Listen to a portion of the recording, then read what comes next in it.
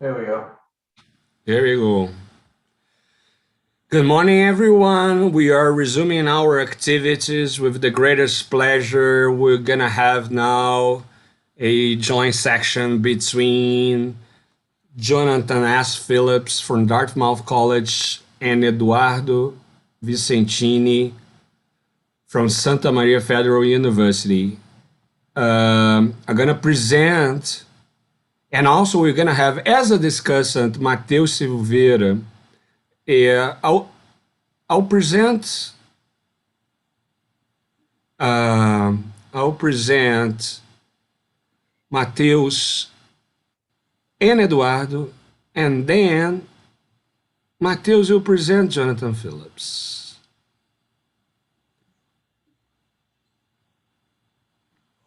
Eduardo Vicentini is a assistant professor in the Department of Philosophy in the Federal University of Santa Maria.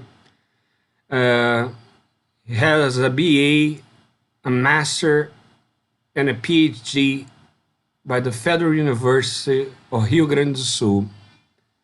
He researches and has experience in the following themes: imagination and contrafactual thinking, and moral deliberation, philosophical critiques to the marriage, North American transcendentalism, Ralph Waldo Emerson and Henry David Thoreau, informal logic and theory argumentation.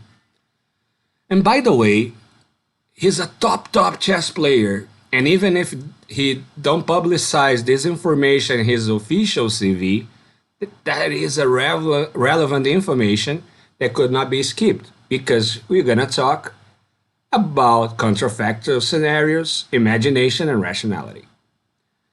Matheus Silveira is a professor and researcher in the graduate program of philosophy of the University of Caxias do Sul and the coordinator of the research group X Lab Philosophy, Ethology, and Neurosciences. Has a PhD by the University of Vale do Rio dos Sinos with an internship in the City University of New York with Jazz Prince supervision. Since 1911, since 2011, sorry, he's a member of the International Wolf Center.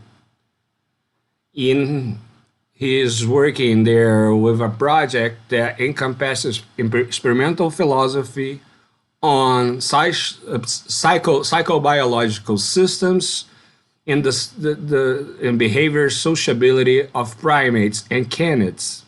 I mean, by the way, he sent me some pictures of those old wolves, lovely creatures, and that's it. Feel welcome. I please ask Mateus to present our very special keynote speaker, Jonathan Phillips, and you can take the lead. Thanks. Thank you, Gabriel, for the lovely presentation. Welcome, Jonathan, to here/there, everywhere where we are. Jonathan research falls in the intersection of psychology, philosophy, and linguistics, and fits most easily within a broader umbrella of what today is called cognitive science, or cognitive neuroscience. Much of his work is related in one way or another to the psychological representation of modality, the way our minds represent possibilities. He have done research on theory of mind as well, causal reasoning, moral judgment, formal semantics, and happiness, which is very interesting to research during the pandemic. He earned his PhD in psychology and philosophy at Yale in 2015 and also worked in Harvard's moral psychology research lab. Currently, he's an assistant professor at Dartmouth College, along with a running field lab. In this lab, he explores how people think about possibilities themselves and how that influences the way that they think more generally, from the language they use to the causal and moral judgments they make. And we'll find out more about his research now. Jonathan, please take the lead. Thanks so much. And thanks so much for having me. You guys put together a really fantastic conference. And I'll say that, I've actually stopped researching happiness during the pandemic. So maybe that it was only pre-pandemic research on happiness. Okay, so I'm going to share my screen. I'm not going to be talking about happiness today. Today, I'm going to be talking about some of the research that I've done on choice set generation and real-world decision-making. And a lot of this work, I just want to start out by saying, is there's a bunch of different collaborators on it, but two that I want to point out in particular that have contributed a lot to the work are Fari Cushman and Adam Morris. Okay, so I want to start just by giving you a sense for what I'm going to try to cover today. So what our agenda is. So I'm going to start by talking about the way that decision-making is typically studied in laboratory experiments. And then I'm going to point out that I think in a lot of ways, the research on free will or conscious control in decision-making has basically adopted a very, very similar approach. And I think there's some reasons to be dissatisfied with the kind of approach that's been taken thus far. So I'm then going to think of and try to propose that actually the real world decisions that we often make, the ones that we typically care about when we think about conscious control or free will, those kinds of decision-making have a really different structure and they work differently. So two things that I'm going to point out that are important. So one is that oftentimes the kinds of real world decisions that we make, say like what to do next summer when we're going on vacation, seem to have like an endless number of options. Or say like what career to have, right? There's tons of different careers we could actually have. There's not like a well-defined set of options. That's an interesting feature of real world decision-making. Another one is that because we can't actually evaluate every single possible option before deciding, we have to generate a set of options that we take ourselves to be deciding between. That is, we have to ignore some options, actually consider some others, and choose between the ones we are considering. I think that's a really important part of real world decision-making, and it's one that I've recently been studying a lot. So I'm going to focus a lot on how that kind of process, this generation of consideration sets or choice sets, works. I'm going to talk about two different bodies of work on that. So one is some new empirical work done with Adam Morris and Fari Cushman that thinks about choice set generation in a kind of more rigorous way. And then I'm going to relate it to a body of work on sort of default representations of possible actions that I've been doing for many or several years now. And I think they actually tell a really similar story about how we generate options when making decisions. So then after reviewing that work, what I'm going to try to do is then turn back to this question about conscious deliberative processes in decision-making. And where does the picture that I think all of this research paints leave us with thinking about the role of conscious control in our deliberative decision-making processes? And I'm going to argue that at the end that I think actually, initially you might think there would be some reason to be concerned or not that satisfied with the kind of picture I painted, but actually I think it points to an interesting new way of thinking about studying conscious control and perhaps free will in decision-making. So that's where I'm going to end. But I want to start just by talking about how decision-making is typically studied.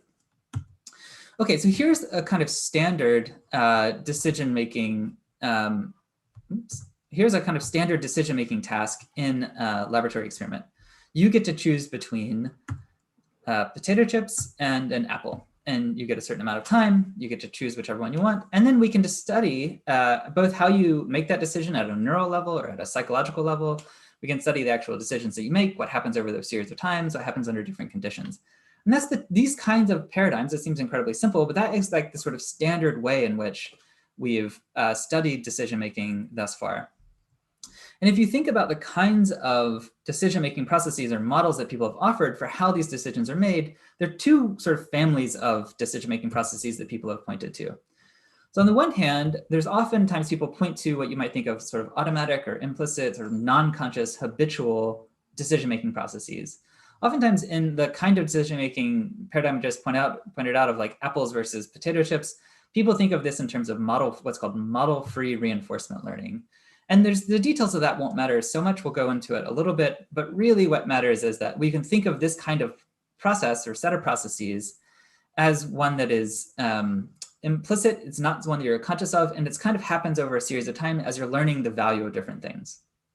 This kind of decision-making process is often, or set of decision-making processes, is often thought of as in contrast or in competition with a different kind of decision-making process, which involves much more conscious deliberation, where you're sort of effortfully or consciously deciding between the different options, thinking about which would actually work better given the current context you're in. This is often thought of or modeled as what's called model-based reinforcement learning.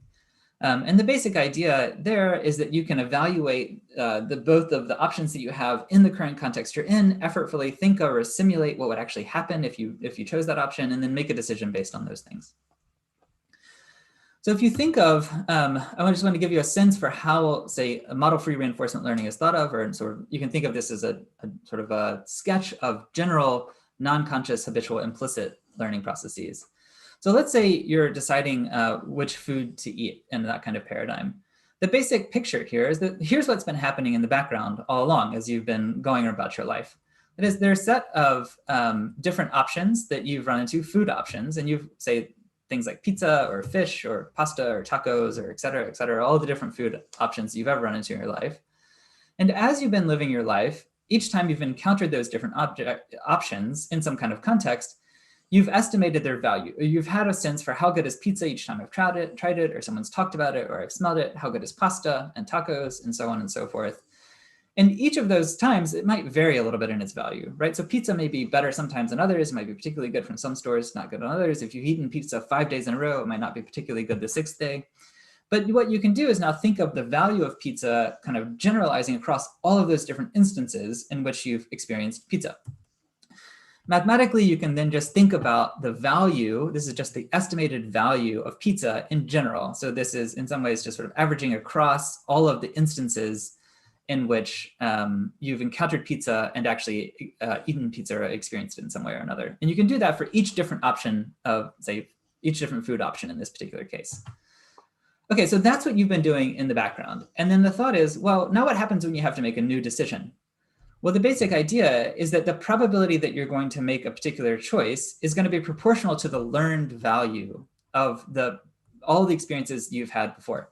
So that is, the higher in value a given option is in your experience, your past experience, the more likely it is that you're going to choose that option. So if in all of your experiences of eating potato chips, those tended to be pretty good, and in most of your experiences of eating apples, those tended to be kind of bad or not particularly good, then it's much more likely that you'll choose to eat the potato chips than the apple. You know, in my case, maybe I particularly prefer tacos. Maybe I would choose tacos if given an option between pizza, fish, pasta, and tacos. So this idea or set of modeling or way of modeling decision-making processes really, I mean, people have definitely discussed it in terms of human decision-making, but the model-free reinforcement learning has really gotten on the ground and made a lot of traction in actually modeling rodent decision-making processes. That is, it seems to be a particularly good way of thinking about how rodents learn to say which way to turn when running through mazes and things like that, or which arm to go down in a T maze, given the different rewards they've experienced in the past between the different arms of that they could go down. Now, if you're thinking about, you know, this kind of process, and you're more philosophically oriented, and you're not just thinking about, say, the neural processes, but you're wondering, well, what does this kind of process tell us about free will?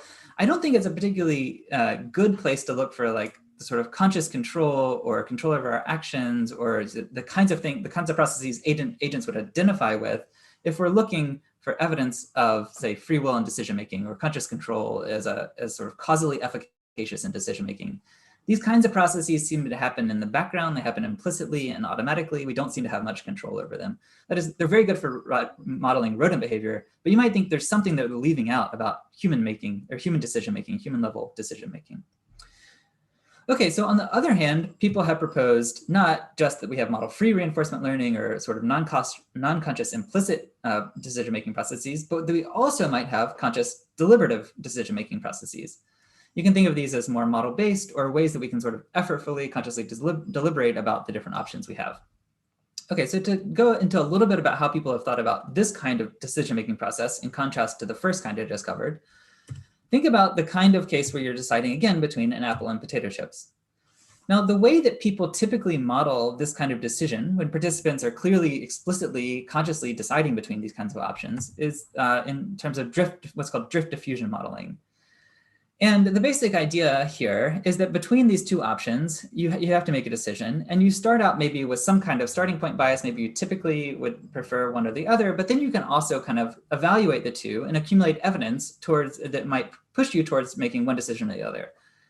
And you can model this. This is the typical sort of drift diffusion model distribution. And the basic idea is that over time, there's this stochastic process, which kind of eventually you can think of as an evidence accumulation process, which might eventually lead you towards, say, deciding to eat an apple if you cross some threshold, this decision boundary, or on the other hand, might lead you to, say, cross some other threshold, this one, the right one, which would lead you to eat potato chips.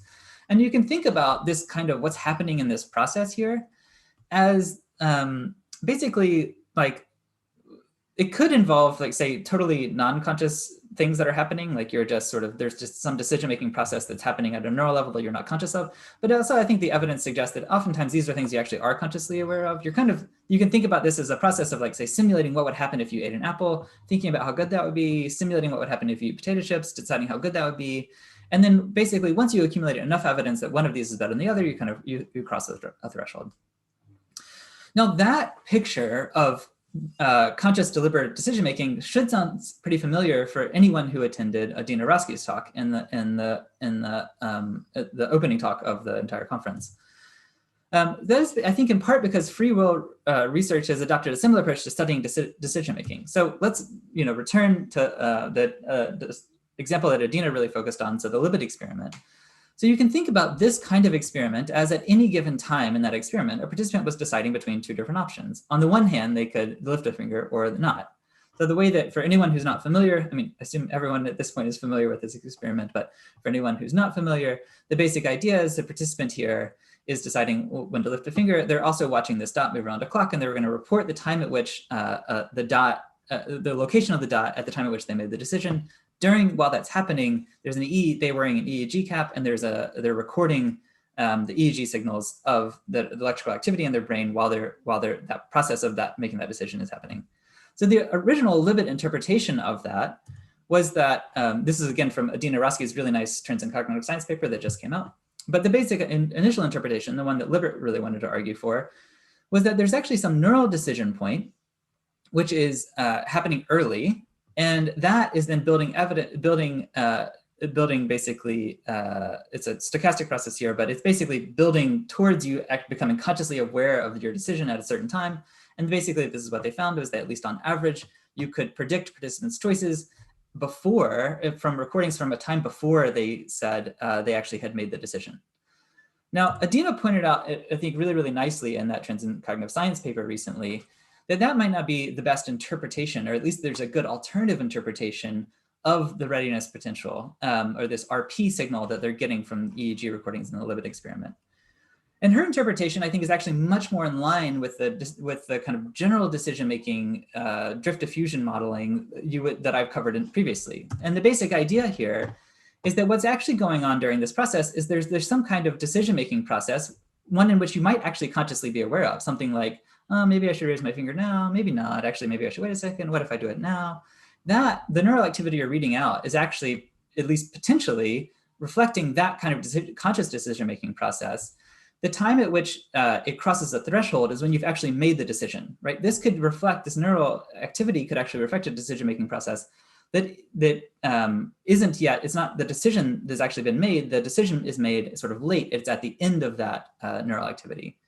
And so as Roskies says here, so according to the stochastic decision models, that's the kinds of things we've been talking about so far, the readiness potential reflects neural activity antecedent to the decision to move, or perhaps the process of arriving at a decision to move, rather than the outcome of a decision to move.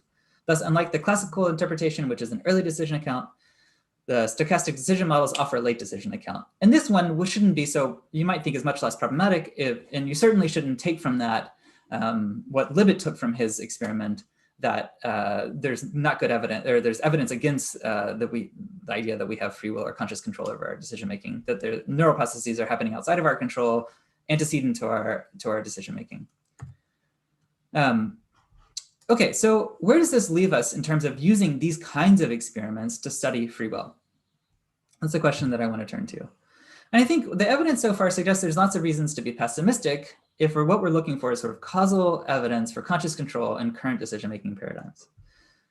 So if it's only automatic implicit processes, those like model-free reinforcement learning that are efficacious for decision-making, that's the kind of thing we talked about with rodents, then I think proponents of free will are pretty unlikely to find reasons for hope. If this is the kind of experiment where that's all the thing, that's the kind of evidence we're finding evidence for, I don't know. No one's actually going to think that's all that great if what we're looking for is causal evidence for conscious control. Those are processes that are outside of our conscious control. On the other hand, if it's stochastic decision processes, even if they do involve some level of conscious awareness of that process, then I think, again, as Adina Roskies pointed out in that her recent TICS paper, I think many proponents of free will may not find much reason for hope because these kinds of models essentially involve lots of randomness. That is, the way that people model this and the way that is successful in modeling this is something like a random walk. It's that there's some kind of essential randomness in that process of, say, deciding to move or deciding which evidence to collect at a given time. There's some randomness in deciding, let's say, whether or not you begin thinking about chips or apples, right? And you might think that the essentialness of that randomness to that model would make some people kind of not that happy about that decision-making process. Is what we're looking for is good causal evidence for conscious control in decision-making paradigms. I think that's a place where you might act, depending on your account of free will and what you're particularly interested in, there might be some room to move around in that place. But I think there's at least some reason to think, oh, that might not be that great. Now, I think a really separate point is that there's also reason to think that these kinds of experiments just in general are not the kind of real world decisions that we should care about when thinking about free will, right? Or conscious control, the kind of conscious control we typically care about. I'm, of course, not the first person to point this out, but I think a reasonable way to ask this is like, do we really care about artificial forced choices between apples or potato chips? Or perhaps even worse, in the kind of Libet style experiment, it just seems like a perfectly arbitrary decision, when to move your finger, right? Is that the kind of decision that we really care about if what we're looking for is the role of conscious control in our decision making? And I think what I'm going to try to argue is that actually you might have better luck in trying to find evidence for conscious control if you're focused more on the kinds of real world decisions that we really care about, the ones that I started with, thinking about things like, well, what are you going to do on vacation for the next summer? Or what job or what career are you going to pursue? So consider how different even perfectly mundane real world decisions are. So I just want you to compare the kind of experiments that I've been telling you about so far to just real world decisions. And I'm going to get you guys to make one right now. So I want you to answer this question. If you could have anything to eat for dinner tonight, what would it be? I'm going to give you 20 seconds to make that decision. And as you're making this decision, I just want you to reflect on the kind of decision-making process that you use. So think about what you would have for dinner tonight. If you could eat anything, what would that be?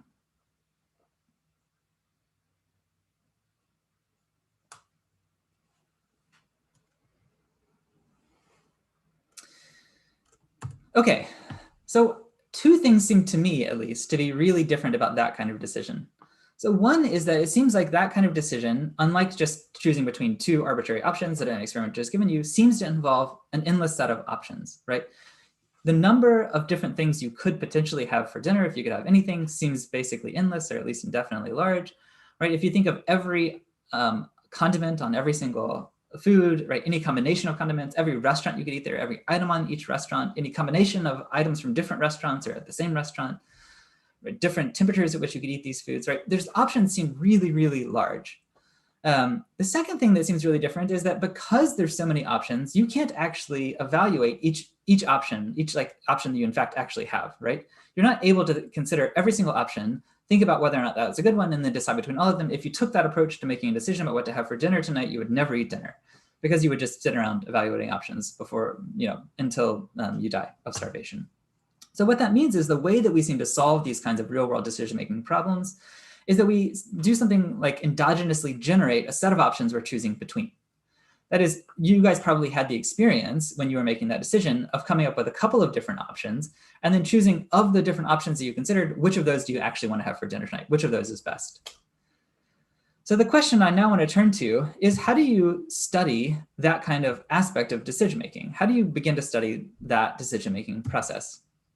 And I'm going to turn to, for a decent amount of time, two different bodies of work that I think shed light on this. So I'm going to start with new empirical work on the role of value in generating options that we choose from. Okay, so one way to begin that we began studying this was just by asking participants that exact kind of question we just asked you, right? So if you could have anything to eat for dinner tonight, what would it be?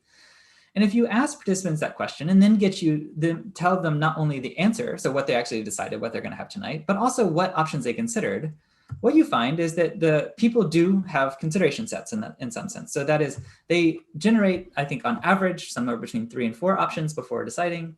Here's what the distribution of consideration set sizes looks like. But very few people are actually only considering one option and then just choosing that thing. Most of the time, what people are doing is considering a couple of options and then choosing between those couple of options. And now the question is, what does that process look like? So here's the kind of model that I think a reasonable way to model this, and it's one that we've argued for in the paper that's now forthcoming at Psychological Science.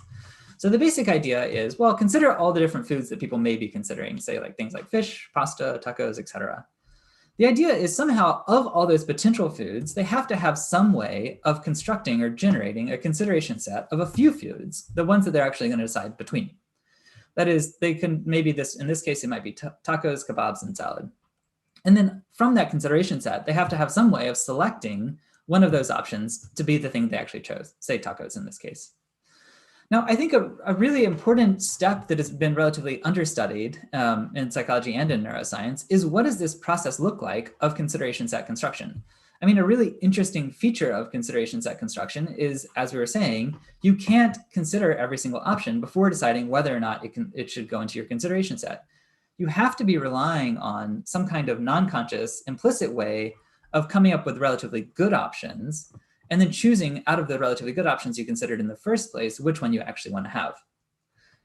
Another feature that you guys probably noticed when you were making that decisions for yourself was that the kind of options that actually came to mind were probably relatively good, right? So no one probably thought of the option like ketchup on an ice cream sandwich. That seems like a relatively bad option. Probably none of you actually came up with that option. Probably none of you came up with an option to dig into your freezer, find the oldest food that remains there after years of being neglected and eat that for dinner, right? So it seems like the options that come to mind, the ones we actually bother considering in some way before deciding between them, tend to be good. But the fact that that process happens implicitly, I think at least suggests that the kind of value estimation that must be going on is something that looks more like model-free reinforcement learning. It's the kind of thing that we were talking about early on in the talk, right? So the idea would be, well, maybe what's happening is we can't consciously decide the value of each of these options in the current context, but given that we do only think of good options, we must be relying on some kind of implicit valuation process. And that probably looks something like, well, what's the value of each food in general? So you probably thought of options that you typically like, and then decided amongst the ones that you typically like or you've had good experience with, which one do you want to eat? So I think that's a plausible way of thinking about how value might play a role in consideration set construction. I think one worry you might have, at least initially, was that, well, that kind of problem, the one I was asking you to solve, where you're thinking of what food you would want to have for dinner, doesn't do a good job of showing that it's really context sort of implicit value of these options. Like maybe there was some way in which you were thinking, well, what are the good options actually I want to have for dinner? That explicit goal was guiding your consideration set construction, right? You explicitly had this goal, think of a good thing. Maybe the options you came up with were driven by that explicit goal that you had of coming up with an option you like for dinner. And in some sense, this is actually a problematic experiment in a way, right? Because there's a real collinearity or correlation between which options you're probably going to enjoy to eat tonight and which options you've enjoyed eating in the past. That's not like an accident that is going to work. So if you really wanted to show that implicit automatically learned value is driving the consideration set construction, what you would need to show is that, well, think of a context in which the things, the explicit goals you have, like right now, actually are going to come apart from what has historically been good. So we asked participants to participate in exactly that kind of experiment. So here's how that kind of experiment worked. You'd be told something like this. So suppose you just had dental surgery. Your doctors tell you that you cannot eat seeds, foods that are too moist, or chewy foods. You have $40 and 40 minutes to cook. So what will you eat? We gave them about 20 seconds. I'm going to let you guys do this problem as well. So you guys can start. Try to decide what you're going to eat given those constraints.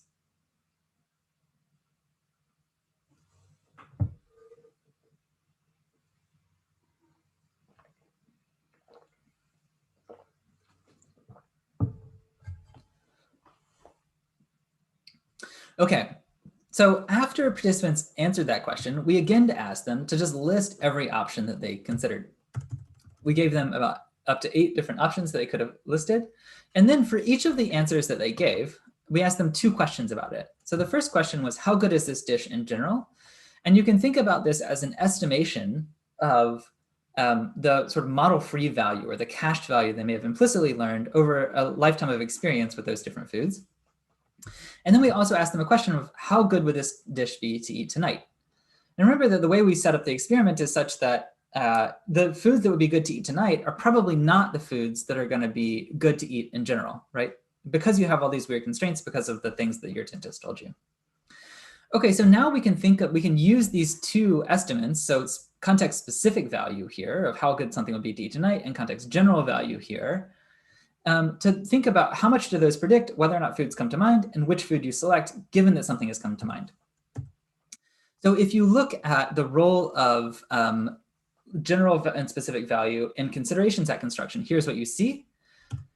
Basically, you find that for general value in red here, the probability that something of a low general value coming to mind is really low. The probability of something coming to mind that has a high general value is very high. Specific value plays much less of a role, though a little bit of a role here, in determining what comes to mind. Now, if you look instead at selection out of the consideration set that you generated, so that is of the options that you considered, which one did you select? You see a really different pattern for specific and general value. What you see is that general value plays almost no role whatsoever. That is, how good the food in general is doesn't really seem to matter for whether or not you're going to choose to eat it tonight. What really matters for whether you're going to choose to eat it tonight is just how good it is given the specific constraints that you happen to have, all these weird constraints based on the dental surgery that you just had. So what that suggests is that for deciding amongst options that we've consciously considered, there seems to be some effortful conscious evaluation based on the context-specific constraints we faced. But for which options actually come to mind, these seem to be driven by largely effort, non-conscious learning, the kind of implicit processes that would happen automatically in the background, something like model-free reinforcement learning. I also want to say that we did a really, really large-scale replication of this study in case you guys wondered, and we find exactly the same kinds of patterns before. Again, general value really seems to much more determine which options you consider in the first place when answering this kind of question. That is, you tend to think of options that are typically good, but then whether or not you select that particular option, given that you've considered it, really doesn't have to do with general value anymore. It much more has to do with the specific value in the context you're facing right now. Okay, so I think if you return to this decision-making model that I've been building, what it suggests is that there's 2 different kinds of value that play a role in our decision-making. On the one hand, there's this cache context-free value, this sort of automatic, perhaps model-free reinforcement learning that's happening in the background, which is going to determine consideration set construction. That is, whether or not we actually consider an option in the first place. And then there's going to be some different kind of value estimation, something that's online and context specific, given the specific constraints we face, that's going to determine whether or not we choose that option out of the ones that we considered. So in all of those experiments that I've done so far, that I've talked about so far, they have a feature that we don't really know all of the potential options that a participant had available to them, right? We don't know what each participant typically eats. We don't know their actual experience with those foods. And so if you really want to do this kind of modeling of a decision-making process, what you'd really want to do is at least have some kind of experiment where you know exactly the value that a participant should associate with each different option, and you know the entire set of options that they are choosing between. That would allow you to do much more sort of rigorous mathematical modeling of the decision-making process itself. So I just want to point to one experiment where we did exactly that kind of thing, just to give you a sense for how it worked.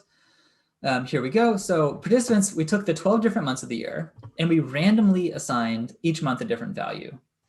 So we then had participants initially didn't know the random value of each month, but we had participants making decisions between different months. So they would be told, okay, look, the amount of money you're going to be paid at the end of the experiment, it just depends on the decisions that you're going to make in this first part.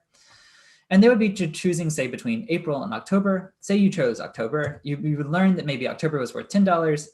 You would also learn that April is worth $1. So you actually made a good decision in this case. You made, more money than you would have made if you chosen April. Participants do this a lot of times. So they do this, a couple hundred times. Eventually what they learn very, very well is not only all of the months, but each random value that had been assigned to each month in this experiment. And they had a lot of sort of online experience learning the value of each month in real decisions that actually did determine how much money they got paid. Then, and this is critical, we had a separate part of that experiment. So we said, okay, thanks for learning that. Now that you've learned the months, we have a totally different question about the months. We want to know which month has the third letter of which month is latest in the alphabet. That is, say December is DEC, C is really early in the alphabet, so December is not a very good month. And again, we told them you're going to be paid depending on how well you answer this question. So the later in the alphabet that third letter is of the month, the more money that you're going to be paid. We gave them about 10 seconds to do it. We then, importantly, after they gave us the answer that they came up with, we also again asked them, which months did you consider before giving that answer, right? So now we have both the set of months they considered and the actual answer they gave. And again, you can think of that, this is like, it's perhaps surprisingly analogous to the kind of decision-making process you have to use when you're deciding what to eat for dinner. You have to generate a set of options, in this case, months, and then you have to choose which month will be best. That is, which month actually has the latest third letter in the alphabet. Now we can ask, is the arbitrary value that we assign to each month actually going to predict which months come to mind? And then is selection from the options you considered not going to be determined by the random value we assigned, but actually just how much money you'd make by choosing that month? Okay, so here's what we find. If you look at the effects of value on consideration set construction or choice set construction, here's what you see. This is across 3 different experiments. So we really made an effort to replicate this a lot. The probability of a word coming to mind, that is of it entering your choice set, is affected by the random value that we assigned. That is, if you think of that word having sort of being in the lower half of the value, the probability of it coming to mind is much lower than if it being in the high half of the value. And that's across 3 experiments. You can also not just do a dichotomous like high-low split, but look across different values. Basically, this is the pattern you always see. As words become better and better, they become more and more likely to come to mind. That is, as words have a more and more randomly assigned high value in the first part of experience, the more likely you are to think of them for a totally random, not at all related question. If you instead look at the effects of value on choice out of a choice set or out of a consideration set, you see a really different pattern. The randomly assigned values here, the model free values, play no role whatsoever in whether or not you actually choose a word given that you've considered it. But if you look at the value and model-based value of that word, that is just how late in the alphabet that third letter is, the context-specific value here plays a tremendous role in predicting whether or not you select that word out of consideration set. So again, in a much more tightly controlled kind of experiment, you see the same pattern, right? Whether or not you think of something is determined by the, in this case, a randomly assigned learned value that you've had or experience you've had with that word. Whether or not you select it has a lot to do instead with the actual specific problem you're facing right now in the current context you're in. This kind of decision-making architecture also makes a sort of, I think, a novel and interesting prediction, which is we were unsure whether or not it would work initially, so we thought we'd try it. That is, consider the kind of question you started with at the beginning. So think of a food that you most like to have for dinner. It suggests that what you're going to do to solve that problem is think of typically good foods and then select the best of them. I'll take a kind of question that's in some sense diametrically opposed. Think of trying to answer this question. Think of a food that you would least like to have for dinner, right? Well, the decision-making architecture that we've been arguing for these real-world decisions suggests that what you're going to do is generate a set of sort of like surprisingly good options, because those are the ones that are typically good, and then select the very worst of those good options. And so we asked whether or not that's case, whether or not that is the case, whether or not it's true. And we did this both in the kind of food paradigm and in the months paradigm.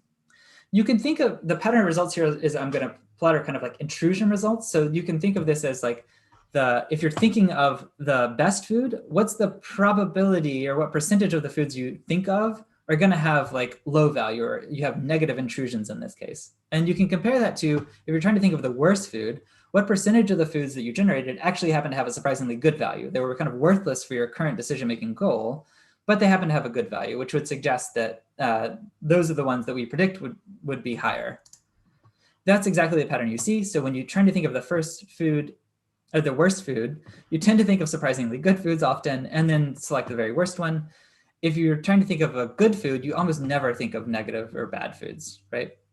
We showed that was the case, that that pattern held not only in the foods paradigm, but also in an arbitrary months paradigm, where you're just trying to think of the worst month or the lowest value month versus the highest value month. Okay, so I think all of that provides evidence for this kind of decision-making model. This model where you're thinking there are two different kinds of value that play a role in real-world decisions. There's some kind of implicit, perhaps automatically learned, context-free value that determines which options come to mind in the first place.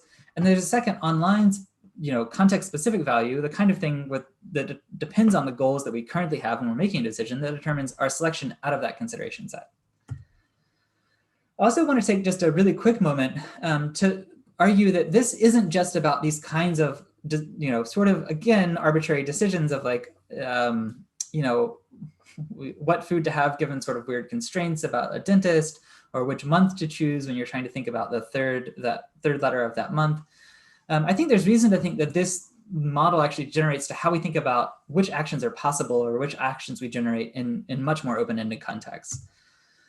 So I want to talk for a second, this won't be particularly long, but on the lesson that comes from the work that I've done on default representations of possible actions. So which just possible actions come to mind for real world actions? I want to start not with work that I've done, but actually some really, really nice work that Josh Knobe and Adam Baer did, which was just this work on what comes to mind when people are forced to generate a possible action. So what they did was they took actions like hours of TV watched a day, and they just asked people, what's the first number of hours of TV that come to mind for number of hours of TV you're going to watch in a day? So you can then take the average of that, and this is what they're calling the sample here. So the average of the number of hours that came to mind when people were just asked this question is 2.87 or close to 3. They then asked participants two other questions. So one is, what do you think is the average number of television hours that people watch a day? So the actual sort of like statistical average of hours of TV watched per day. And what do you think is the ideal? So this is average and this is ideal. What's the ideal number of hours of TV to watch in a day? Basically what you see, here's the pattern. So you see that the average was relatively higher than the sample, and the ideal was relatively lower. That is, they thought ideally you wouldn't watch that much TV. Maybe on average, people actually do watch a decent amount of TV. And then the sample they generated seemed to be some combination of the ideal and the average, that is somehow in between the two. They showed this as true basically not only for hours of TV watched per day, but also things like sugary drinks per week. And they did a bunch of different kinds of things. So everything from, say, minutes late for an appointment to number of drinks a frat bro consumes in a weekend, or a member of a fraternity consumes in a weekend. So the way that they modeled this data was basically to show that sample that came to mind, the action that came to mind, was a combination, they called it a multiplicative combination of the statistical average and the ideal. And the basic idea is, well, given that the ideal plays a role in which action comes to mind, that suggests that the ideal is an estimate of value, right? So value is, again, going to be playing some role. But in addition, statistical norms will play a role. They also did the same kind of thing. I'll go through this really quickly, but with fictional actions they just made up. They either told people that it was good to do that thing for more amount of time or less amount of time. And then they gave people different evidence about how much different people do that. And then they just asked them, for that fictional action that we now experimentally manipulated, how good it is to do that thing, what comes to mind. The key thing here is basically what they find is that the distribution of what comes to mind is really well modeled, again, by considering both whether or not it's good to do that thing, so this is the green line, and whether or not, how often people do that thing. This is the statistical average, or the gray line. The basic lesson here is relatively simple, right? It's that which possible actions come to mind if you're just asked what comes, like tell us a number, or tell us a thing that a person might do. That seems to be influenced not only by statistical norms, but also by the value of doing that thing. And in that way, that seems to be really similar to the kind of decision-making work that I was talking about earlier. You can also see a very similar lesson in asking people to make judgments about which actions are possible to be done. This is work I did with Fari Cushman a little bit ago now.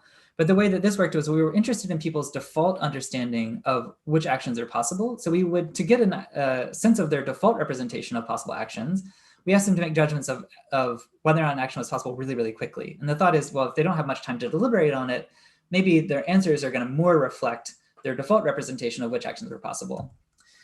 So that experiment worked kind of like this. They would read a story and then be making judgments of possible or impossible really quickly. They'd have about a second to respond to each event. So here's an example story. So Josh is on his way to the airport to catch a flight to a hunting safari in Africa. He leaves with plenty of time to make it there, but his car breaks down on the highway. Now Josh is sitting in his car near a busy intersection and knows he needs to get to an airport soon if he's going to catch his flight. Okay, so to give you a sense for this experiment, imagine that you're in it, and now given Josh's situation, please tell us whether it's possible or impossible to Josh do the following things. You can just think out loud or say it out loud to yourself, and these are going to go kind of quickly. So is it possible or impossible for Josh to levitate and fly to the airport, take public transportation, get a stranger to drive him, steal another person's car, hail a taxi at the intersection, convince the airport to delay the flight, or ride a cat to the airport?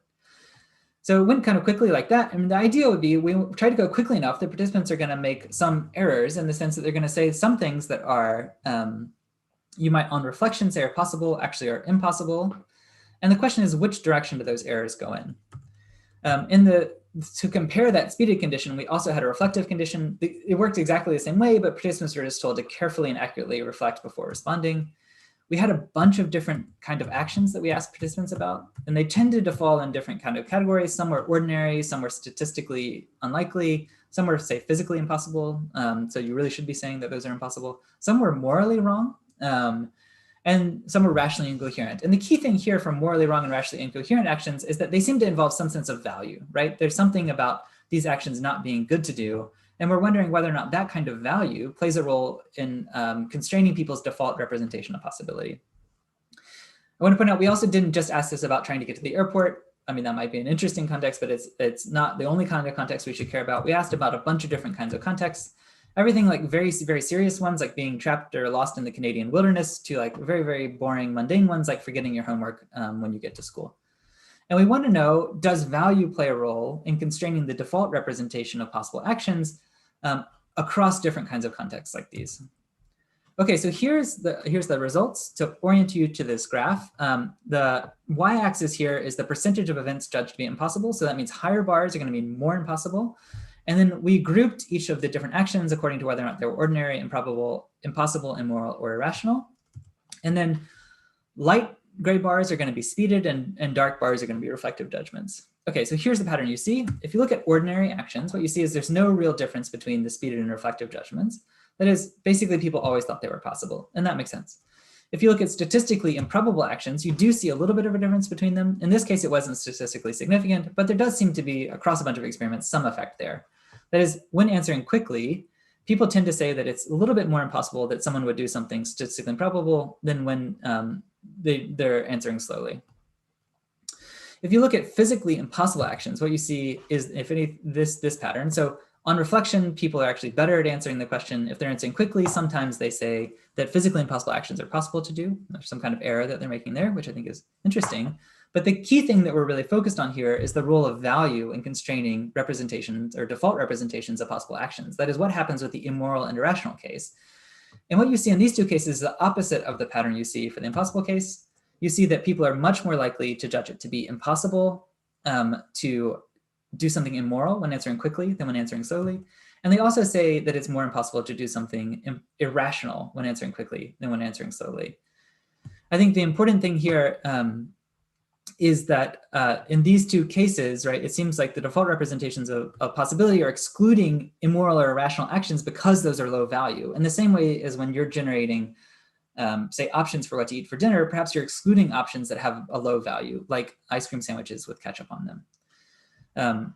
In case you're wondering, I mean, one feature of immoral actions in the real world is that they're also statistically improbable. So you'd want to know that there really is a role for value being played here that's not just, couldn't be accounted for just by the probability of doing those actions. Importantly, you can then just compare the statistically improbable actions to the immoral actions and ask whether or not there is a difference between those two. And you see there is a really significant interaction between those two.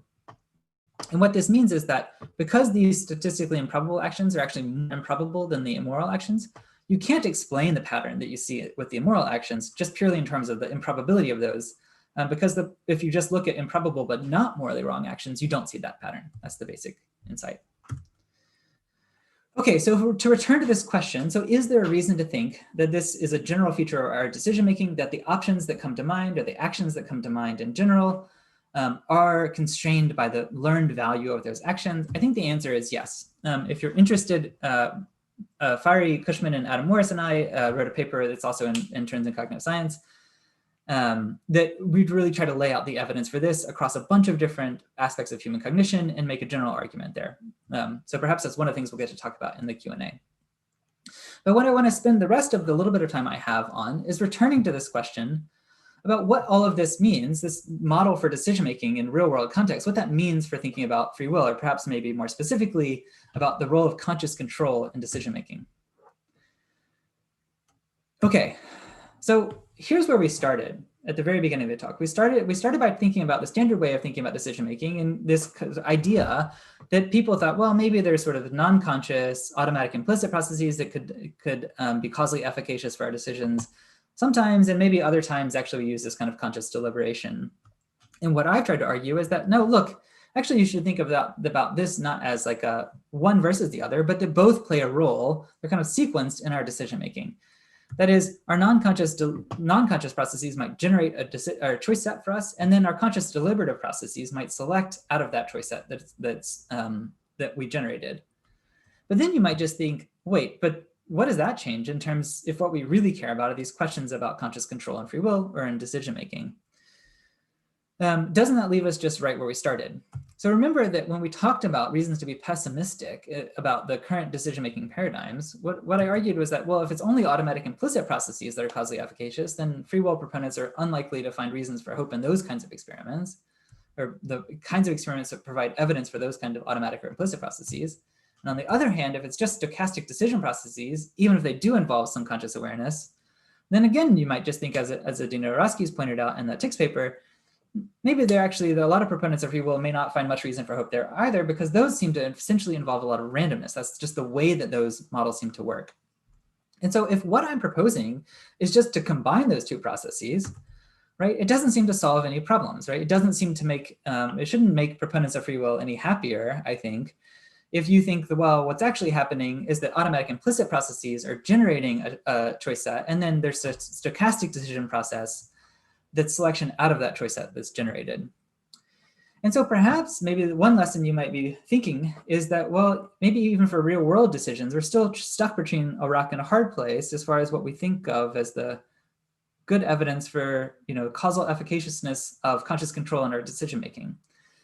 But I actually think that there's a much more hopeful lesson to be taken from the research that I've been presenting. But I actually glossed over it when I was presenting this research before. So let's return for a second to the study in which we asked participants either to think of a food that they'd most like to have for dinner or think of a food that they would least like to have for dinner. So in that, what we found, well, this is the pattern of results that I showed you, right? It's that the lesson was, well, look, even when you're trying to think of the worst food, what you tend to think of are particularly good foods. And that's true, the data do show that. But this way of presenting the data actually obscures the much bigger effect here. And the much bigger effect is that, look, well, so when you're trying to think of the best food, about 95% of the options you consider are good foods. But when you're instead trying, and that means 5% of the options you're thinking of are bad foods. But when you're trying to think of the worst food, actually the data suggests that 65% roughly of the options you think of are bad foods.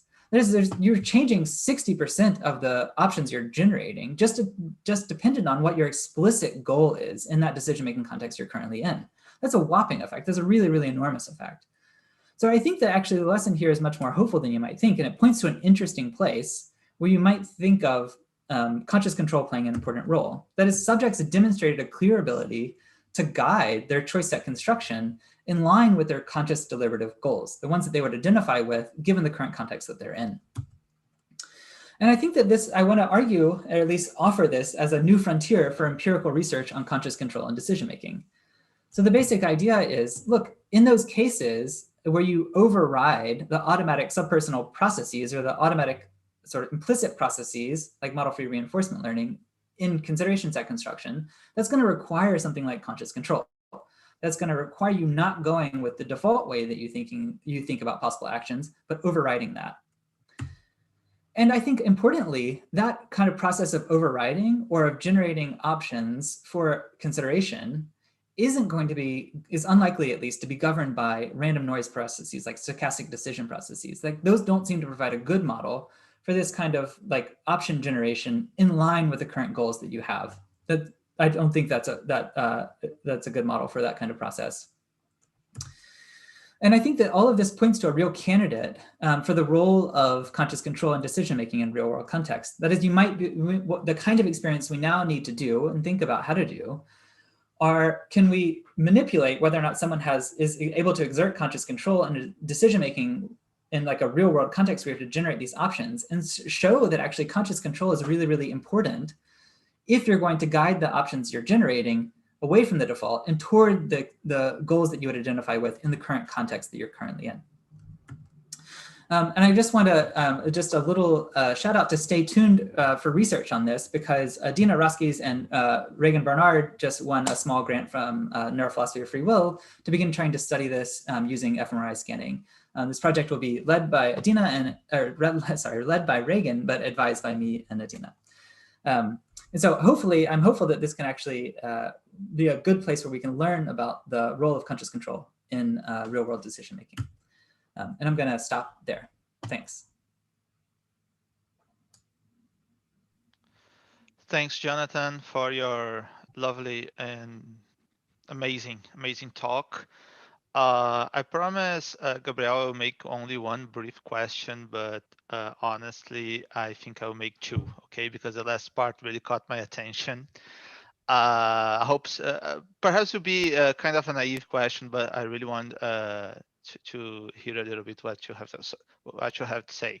So the first question, basically, I remind of a paper from Peters, Fellows, and Sheldon, I believe, from 2017, where they studied ventromedial frontal lobe, how it contributes to forming effective solutions to real-world problems. They found that patients, I believe, with brain damage to crucial region in the brain for storing like value representations, they showed deficits in generating those candidate options, okay? Yeah. And they suggested that value is a leading part for some sort of option generation.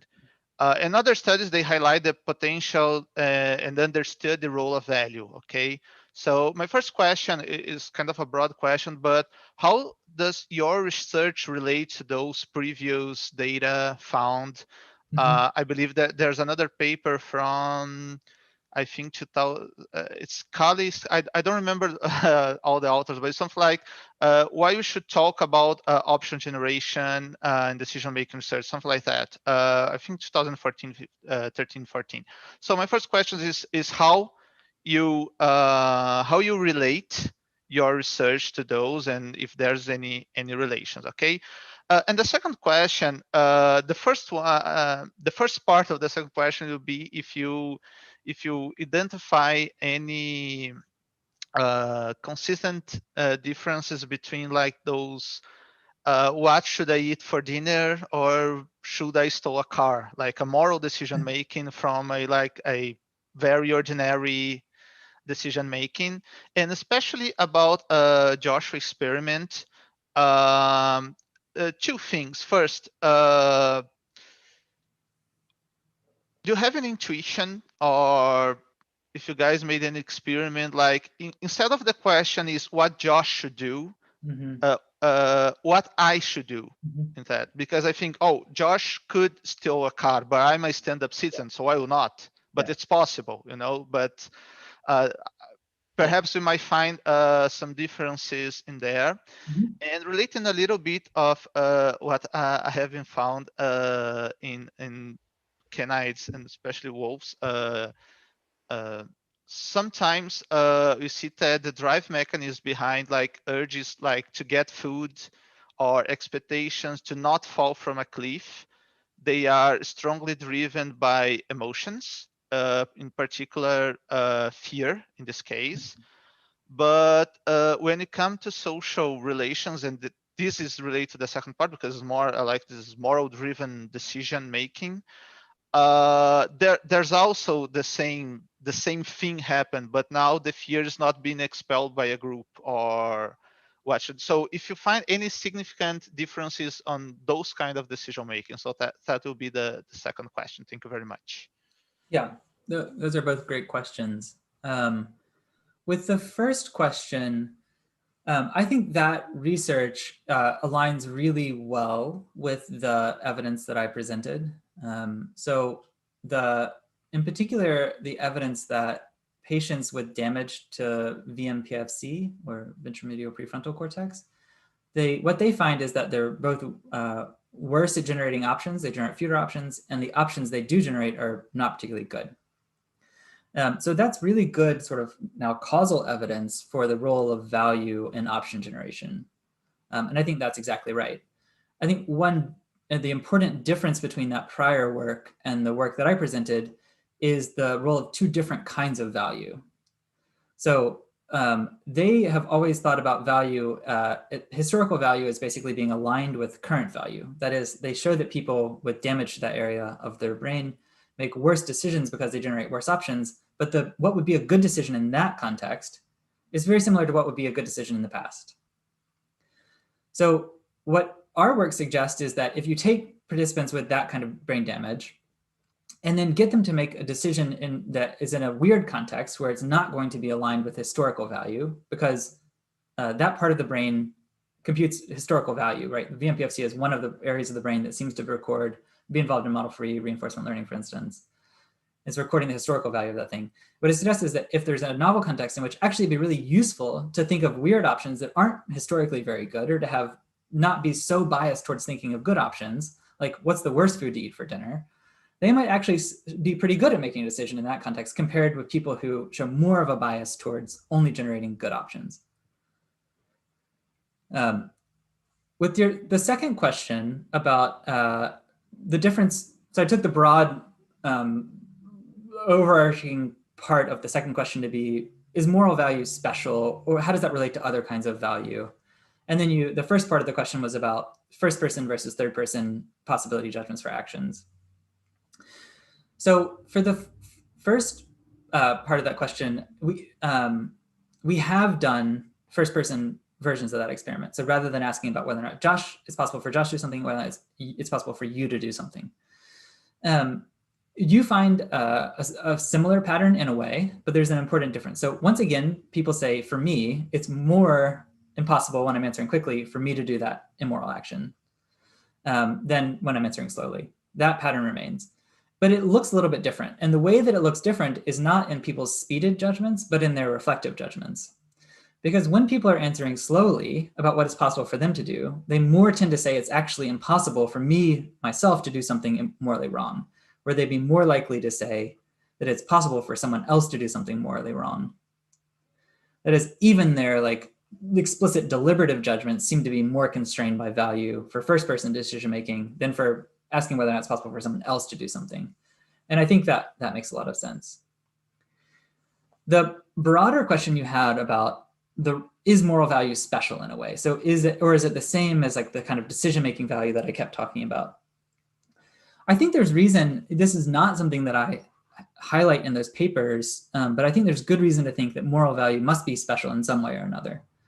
So one way to see that is even if you, I'll share my screen again and try to go back to this slide. If you look at the difference between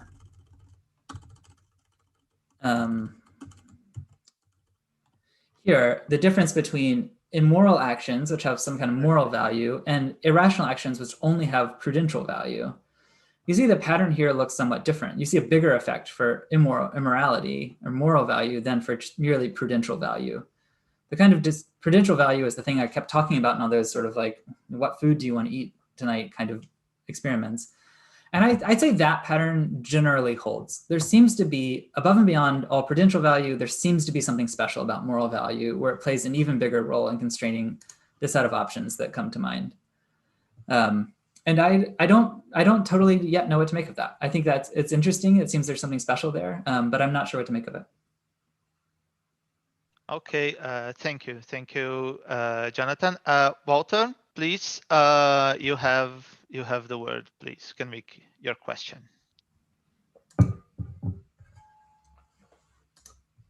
Hi.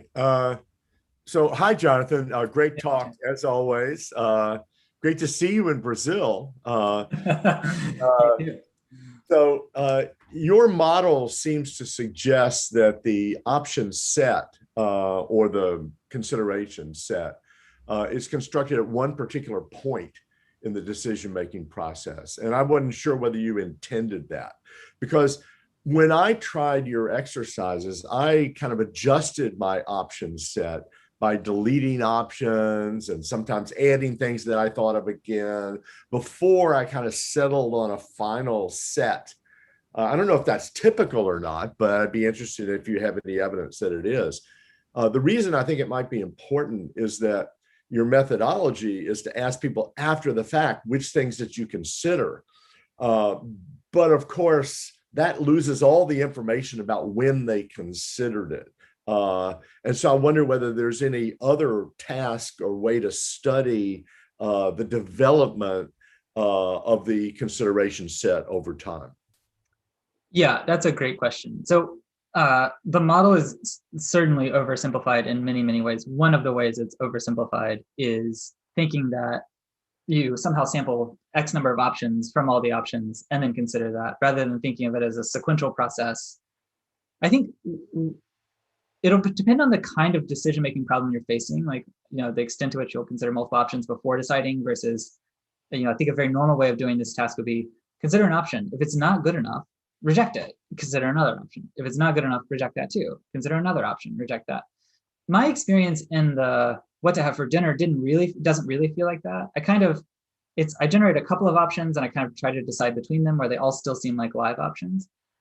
I think the important thing for me is that step of rejection and then resampling is the place where I would think conscious control, the kind of thing that would depend on the goals that we're explicitly identifying with. That's the place where you would find that kind of thing.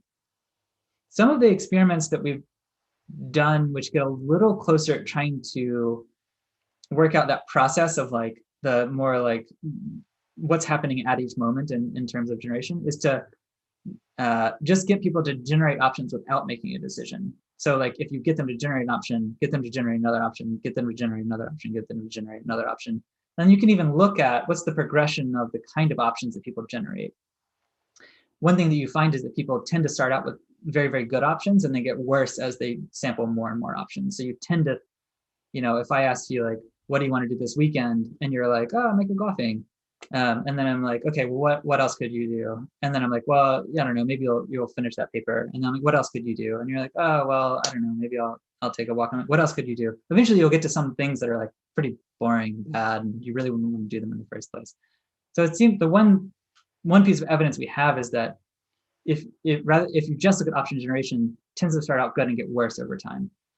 But I think there's a ton of work that hasn't been done and that should be done on that sort of more sequential or iterative consideration set construction, rather than thinking of it as a fixed number that you decide over. Good, thanks. Okay, do you have any more questions? I raised the hand. I don't know if you can see. Oh, yes, no, but please. I think Eduardo as well, but anyway. Yes, please. Okay, please. okay. Thank you, Jonathan, for your instigating talk. I put the video here. I just have a couple of questions to try to see if I can I really understand your model. Try to help me to understand better your model.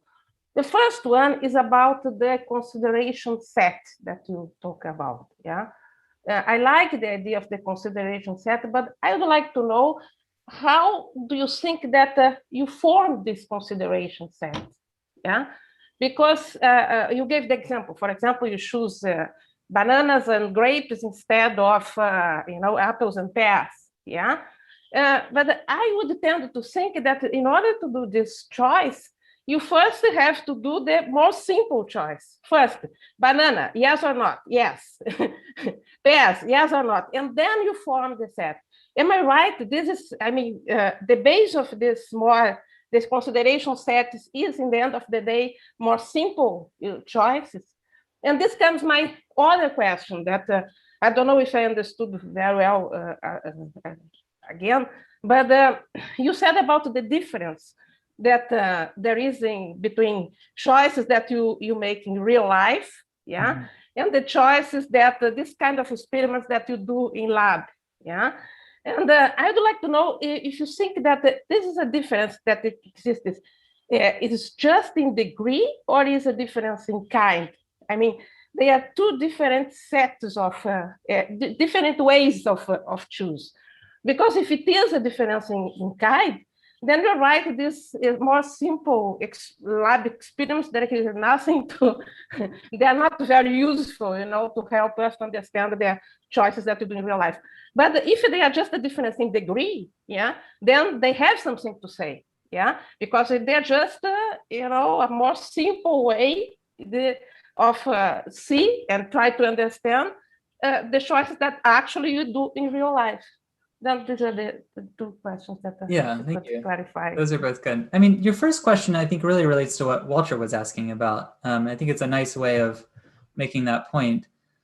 So one way of thinking about, so part of the question is, do you sample a bunch of things at once, or do you sort of sample sequentially? And one way of thinking about, say, banana, yes or no, grape, yes or no, or whatever, is that you could have a minimum threshold of values. Like the option you have to consider has to be, in terms of context-specific value, at least above some threshold to even remain in the consideration set. Otherwise, it gets kicked out.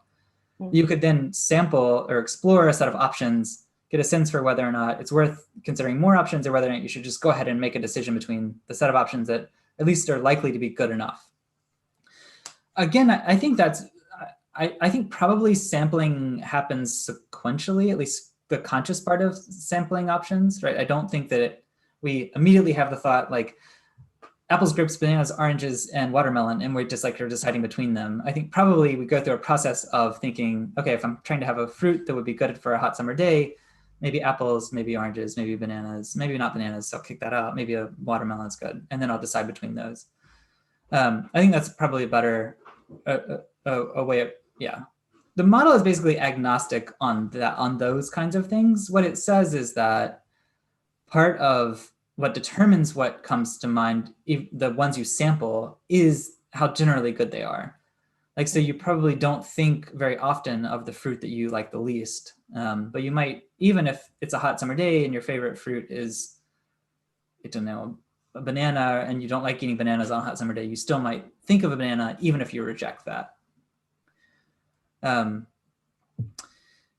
And then your second question about a difference in kind or degree. It's a nuanced question in a way. I think that for many real world decisions, the world does not give you a fixed set of options. There isn't a set, the world doesn't determine the set you're choosing from. In that way, I think it's really a difference in kind from the kind of decision-making experiments that are typically used. On the other hand, there are cases where the world presents you with a very limited fixed set of options. Like, you can go right or left, those are your options, you have to choose between them. And there are cases in which that's a real world decision, that's the structure it has, and maybe we really would care about the role of conscious control in that kind of decision. And in that way, I think maybe those kinds of experiments might shed light on a very particular small subset of real world decisions. But I think solely focusing on those is probably a mistake. Thank you. Mm-hmm. Eduardo, please make your question. Well, thanks, Jonathan. Amazing talk. First of all, congrats on the Stanton Award. Okay. Well, I have two questions, very brief. What is the definition of value, relative or general, that you are using in this model for choice set construction? Huh? And the second one, in the case of food, I think it's reasonable to think that we have some kind of theory that generates those values. And how do we extend this model to choice among options that we have only incomplete information about it? Mm-hmm. Can you give me an example of an incomplete information, like the kind of one you're interested in? Things that I don't have a theory about it, well. Yeah. about value. So oftentimes people, I think, have really wondered, not my research, but a lot of people have tried to ask, what is value representation? What does that really mean? What about cases in which it seems like we have values for like kind of incommensurate things, like, I don't know, trade-offs between certain amounts of money and lives lost and things like that. I think this model basically, and this is maybe a reasonable place to push back against the model, assumes that there's some way of having a value representation that's general across those. That is, there may be some form of value representation for food, some different form of value representation for moral decisions or lives lost, but there's also some kind of value representation which can transform those two different value representations into a common currency. This idea of a common currency for value representation is not my idea. There is general evidence for it. But I think to make sense of what this model is proposing, it has to be relying on something like a common currency value representation. The second kind of question about what do we do in cases with incomplete information or where we don't really have a theory, that's a good one. I think it's a really hard one for this model. And I'll try to pose what I think of as the hardest version of that. So this model assumes that for all the options you're going to choose, you have experienced those options in some way or another, and you have learned some value of that option. People can make decisions in cases where they've never experienced the options, right? And they don't always just seem to be random. They can probably make pretty good decisions in pretty novel contexts. Now, this model looks pretty poor for explaining that, I'd say. I think there's probably a generalization of this model. It's something that we're currently working on, but haven't made a ton of progress on yet, where you think what the value is attached to is not the item itself, like say a sandwich, but rather features of that item, or say if a given action has a set of features, and in certain kinds of contexts, those features are better or worse. So this is basically a level of abstraction away from particular to a set of attributes or features. Then if you do that abstraction, it would help you with generalization in novel contexts, because then you might be able to estimate the probability of a given option having those kinds of features and the probability of that kind of feature being good in the current decision-making context. That might help. I don't know how far that's going to get you. Basically, the question is like, can you computationally make it work? Can you show that it does what it needs to do? We're working on it. Talk to me in a couple of years. It's a hard problem. I don't know what to tell you.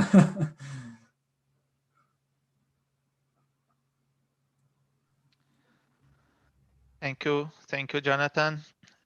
Do you have any more questions, please?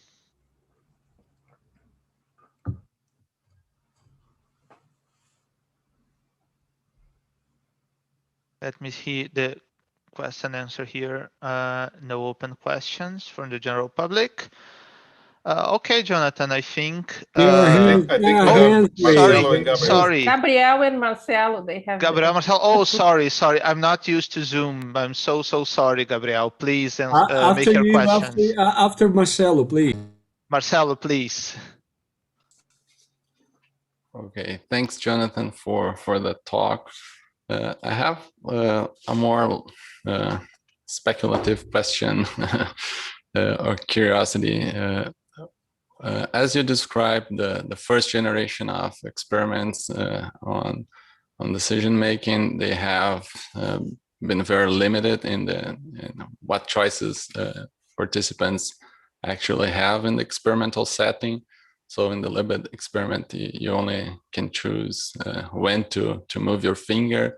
Then you have a second generation where you have like choice between right hand and left hand buttons. And you're proposing now, you have now studies when you have the making of the set of options to be considered is studied. The subject can his or herself elaborate this set of options. My question is, do you think there will be a next generation of studies where the very goal the subject is setting to himself to choose something about it is going to be open for study? Do you think there is any way to make an experiment that can investigate that kind of question? So thanks. Yeah, that's a really great question. I mean, at some point, you don't want all the complexity of real world decisions in your experiment. If you have to model both goal selection and then choice set selection and then choice from a choice set, it gets quite complicated. But I do think there is room for thinking about goal selection as a kind of process itself that could be studied and should be studied, maybe particularly if you're interested in, are you selecting goals in a way that our conscious control seems to be efficacious causally? The one piece of research that I know about that is, so Fari Cushman has this paper called Habitual Goal Selection, where they basically show that one way to think about which goals you would even select could be partially determined by which goals have been good to select in similar kinds of contexts in the past. They worked really, it's a paper in Proceedings in National Academy of Sciences. They worked really hard to show that's true. And I think that's really cool. I guess one question I would have would be, what does that goal selection process itself look like? I mean, my guess is that it actually itself would involve a consideration set of goals, and then you'd be making some deliberative process amongst the goals that you could select to be your goal. Which of those do you select? Which then raises this further question of, where do those goals come from, right? Like, what's the process of generating goals to select? I think that's a great question. If I had to put a time on like when I think people would be succeeding in studying that, I worry it might still be, the 10-year horizon looks promising. So I don't know. Yeah, that's a great question though. I hadn't thought about that.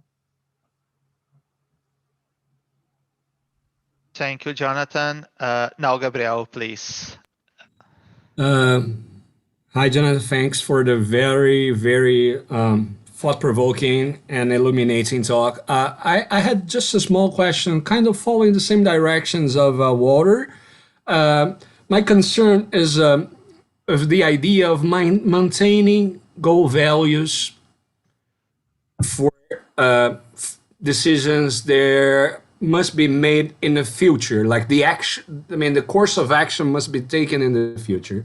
Mm-hmm. So we have some evidence that in intertemporal choice in neuroeconomics, you have to keep the goal values for a while. Also, there are cases of typically moral decisions or pre-planning and projects we in day-by-day life will have to experience. Let us say, a conscious effort of keeping those values to drive your decisions. Of course, I mean, your model is very interesting.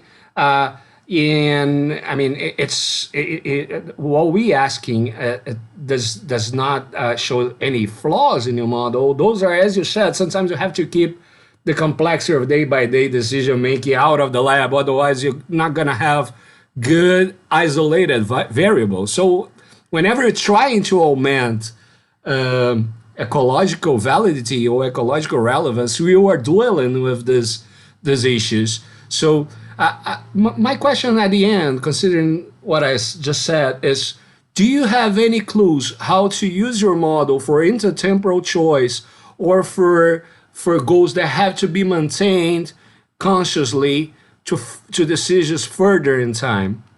Mm-hmm. Decisions that are where the decision point can't be made until further in the future are kind of interesting in that they have this feature where you really should be generating a consideration set, but not choosing yet between them, right? You want to think of all the options and then wait until you get to the current point. So in that way, it looks kind of different than maybe these processes where you're just generating options, select if they you're satisficing, if they're good enough for the current context, you just select it and move on. You don't want to continue having to make that decision. this question about how then do you maintain the value or set of values or goal that you have to maintain it to make that decision in the future. I guess what I would say is my sense would be the way to build that into the model that I proposed was that you have what current context, the current decision context, and that current decision context will determine the value of any option. So it's the value that you're going to use to select an option will be the value of that option in the current decision context. My sense is that you could say the current context is not the one I'm presently in, it's the one at decision time in the future. And that what I need to maintain is my representation of that decision context in the future to generate good options for that and then eventually select one. Perfect. Thanks a lot. Thank you, Jonathan. One of the attendees, Thais de Bessa, raised a hand. Do you have a question, Thais, for Jonathan? I finally learned to watch where the hands are raised here. Sorry, guys. I mean, the attendees does not have the privileges to Oh, sorry. They have to write their questions in the chat box. Okay, yeah, but she didn't write. I just saw that she raised the hand. So, okay. If Thais could write down her question, that would be. Yeah. Let's see. Well, among the panelists I'm watching now, there's no. Oh, Walter, please, you raise your hand. Please, you have the word. Well, I mean, only if nobody else has a question. I don't want to do my second before everybody's had their first, but if there is time and nobody else is in line. Please go for it, Walter, Okay. while she writes her question. So, Jonathan, you focused on the value of the options and on the goal of the action. But there's another factor that I think might affect the consideration set, which is the goal in making the judgment. So here's what I have in mind. Suppose that I'm supposed to grade a bunch of student papers and it comes to be, 5 or 6 o'clock, and I say, I'm tired, my kids are home from school, I'm gonna cook them dinner and play with them. And I show up at class the next morning, I'm gonna say, sorry, students, but I couldn't finish the grading. I'll get it to you later. Mm-hmm. And the students are out there thinking, of course you could have, right? You just didn't, you could have ordered pizza and not played with your kids. I mean, come on, you could have. So if my goal is to excuse my action, I might not consider an option like ordering pizza. Whereas if their goal is to blame me and want to be able to complain and criticize, they're going to throw in an extra option. And none of that yet has to do with the value of the options or the goal of the action of grading the papers. It has to do with the goal of, do I want to criticize or defend the action of failing to grade them in time? So it seems to me there might be another factor to fit in the model. I mean, gosh, you've got enough going on already, but I was just wondering whether you had any thoughts on that one in particular. Yeah, that's definitely really interesting. I think, let me try and push back a little bit. So like a different way of thinking about that same kind of process you've been describing isn't about whether or not you want to criticize or defend something. A different way of thinking about the causal relation there is that which options come to mind determine whether or not you criticize or defend someone. So if you're a student and you have a really high value on, say, your paper being graded, so that's an option that comes to mind, they're looking at you thinking like, well, here's a good option that was on the table. I grade my paper. Come on, Walter, it's been 3 weeks. Right. And so then they think they're looking at your decision process and they think, well, here's an option, grading the paper. Here was another option, playing with his kids. He chose playing with his kids over my paper. I'm going to blame him for that because you had the choices. Now, from your perspective, you might have thought, actually, grading papers, in my experience, is a very low value option. Maybe it never even, came to mind. You just kind of went with playing with your kids because that seemed like a good, familial obligations and et cetera, et cetera. And then from your perspective, it doesn't look like you should be blameworthy. You should be excused because the relevant options, the ones that were really on the table for you, were grading a paper wasn't even amongst the ones that you should be considering. Good. So I get the point. So now you're suggesting that they consider the options first, and that leads them to either blame or excuse. Whereas I'm thinking they've got a motivation to blame, and bam, that makes them think of the option. They've got a motivation to excuse, that cuts them off from considering the option. And that it might be the motivation, the original motivation that affects the set instead of the set affecting the judgment. Yeah, so I think clearly it'd be crazy if both things weren't possible to have an influence, right? Like, I think that's got to be true. And in that way, it just requires a complication of the model that would play a role in that kind of conscious deliberative goal stuff, then changing whether or not you resample more options from the consideration set or something like that. Yeah, that's right. I do think that there is also the other role clearly can happen as well, right? We just look at people and we think, of course you had that better option. Come on, man, because we valued that option. And that might also influence our moral judgments. Good. Different strokes for different folks. Thank you, Jonathan. Thank you, Walter, for the question. I think was very, very elucidative. Do you have any more questions for Jonathan among the panelists? I'm not seeing any hands raised. Gabriel. Let's proceed for Eduardo. That will be the first session. Okay. Break the schedule. I will just advise people that whenever Eduardo finishes, if someone needs a translation, I will do, because our translator, our interpreter, has to rest a little as well. So whenever, I mean, if people want to proceed a little bit further during the lunch break, I'll be here, but no official simultaneous translation. And please, Eduardo.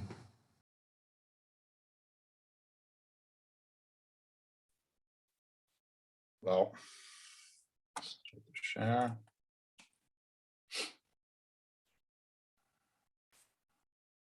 I am assuming that Eduardo will talk in Portuguese, and of course. Yeah, sure. Okay. So if you are an English speaker, please use the English function to listen to our translator, to our interpreter.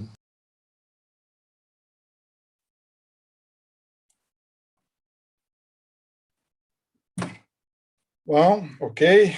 Em primeiro lugar, agradecer ao Gabriel pelo excelente evento, agradecer a participação do Jonathan, que é sempre um prazer ouvi-lo, e agradecer também a mediação do Matheus, ok?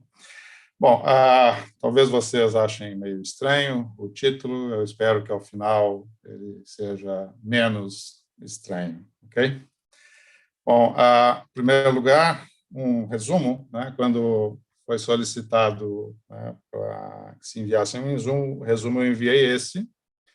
A ideia é essa: a compreensão adequada do funcionamento do pensamento futuro episódico e do pensamento contrafactual é parte fundamental para a explicação dos mecanismos de cognição moral e, portanto, parte essencial para a explicação da agência moral em animais humanos.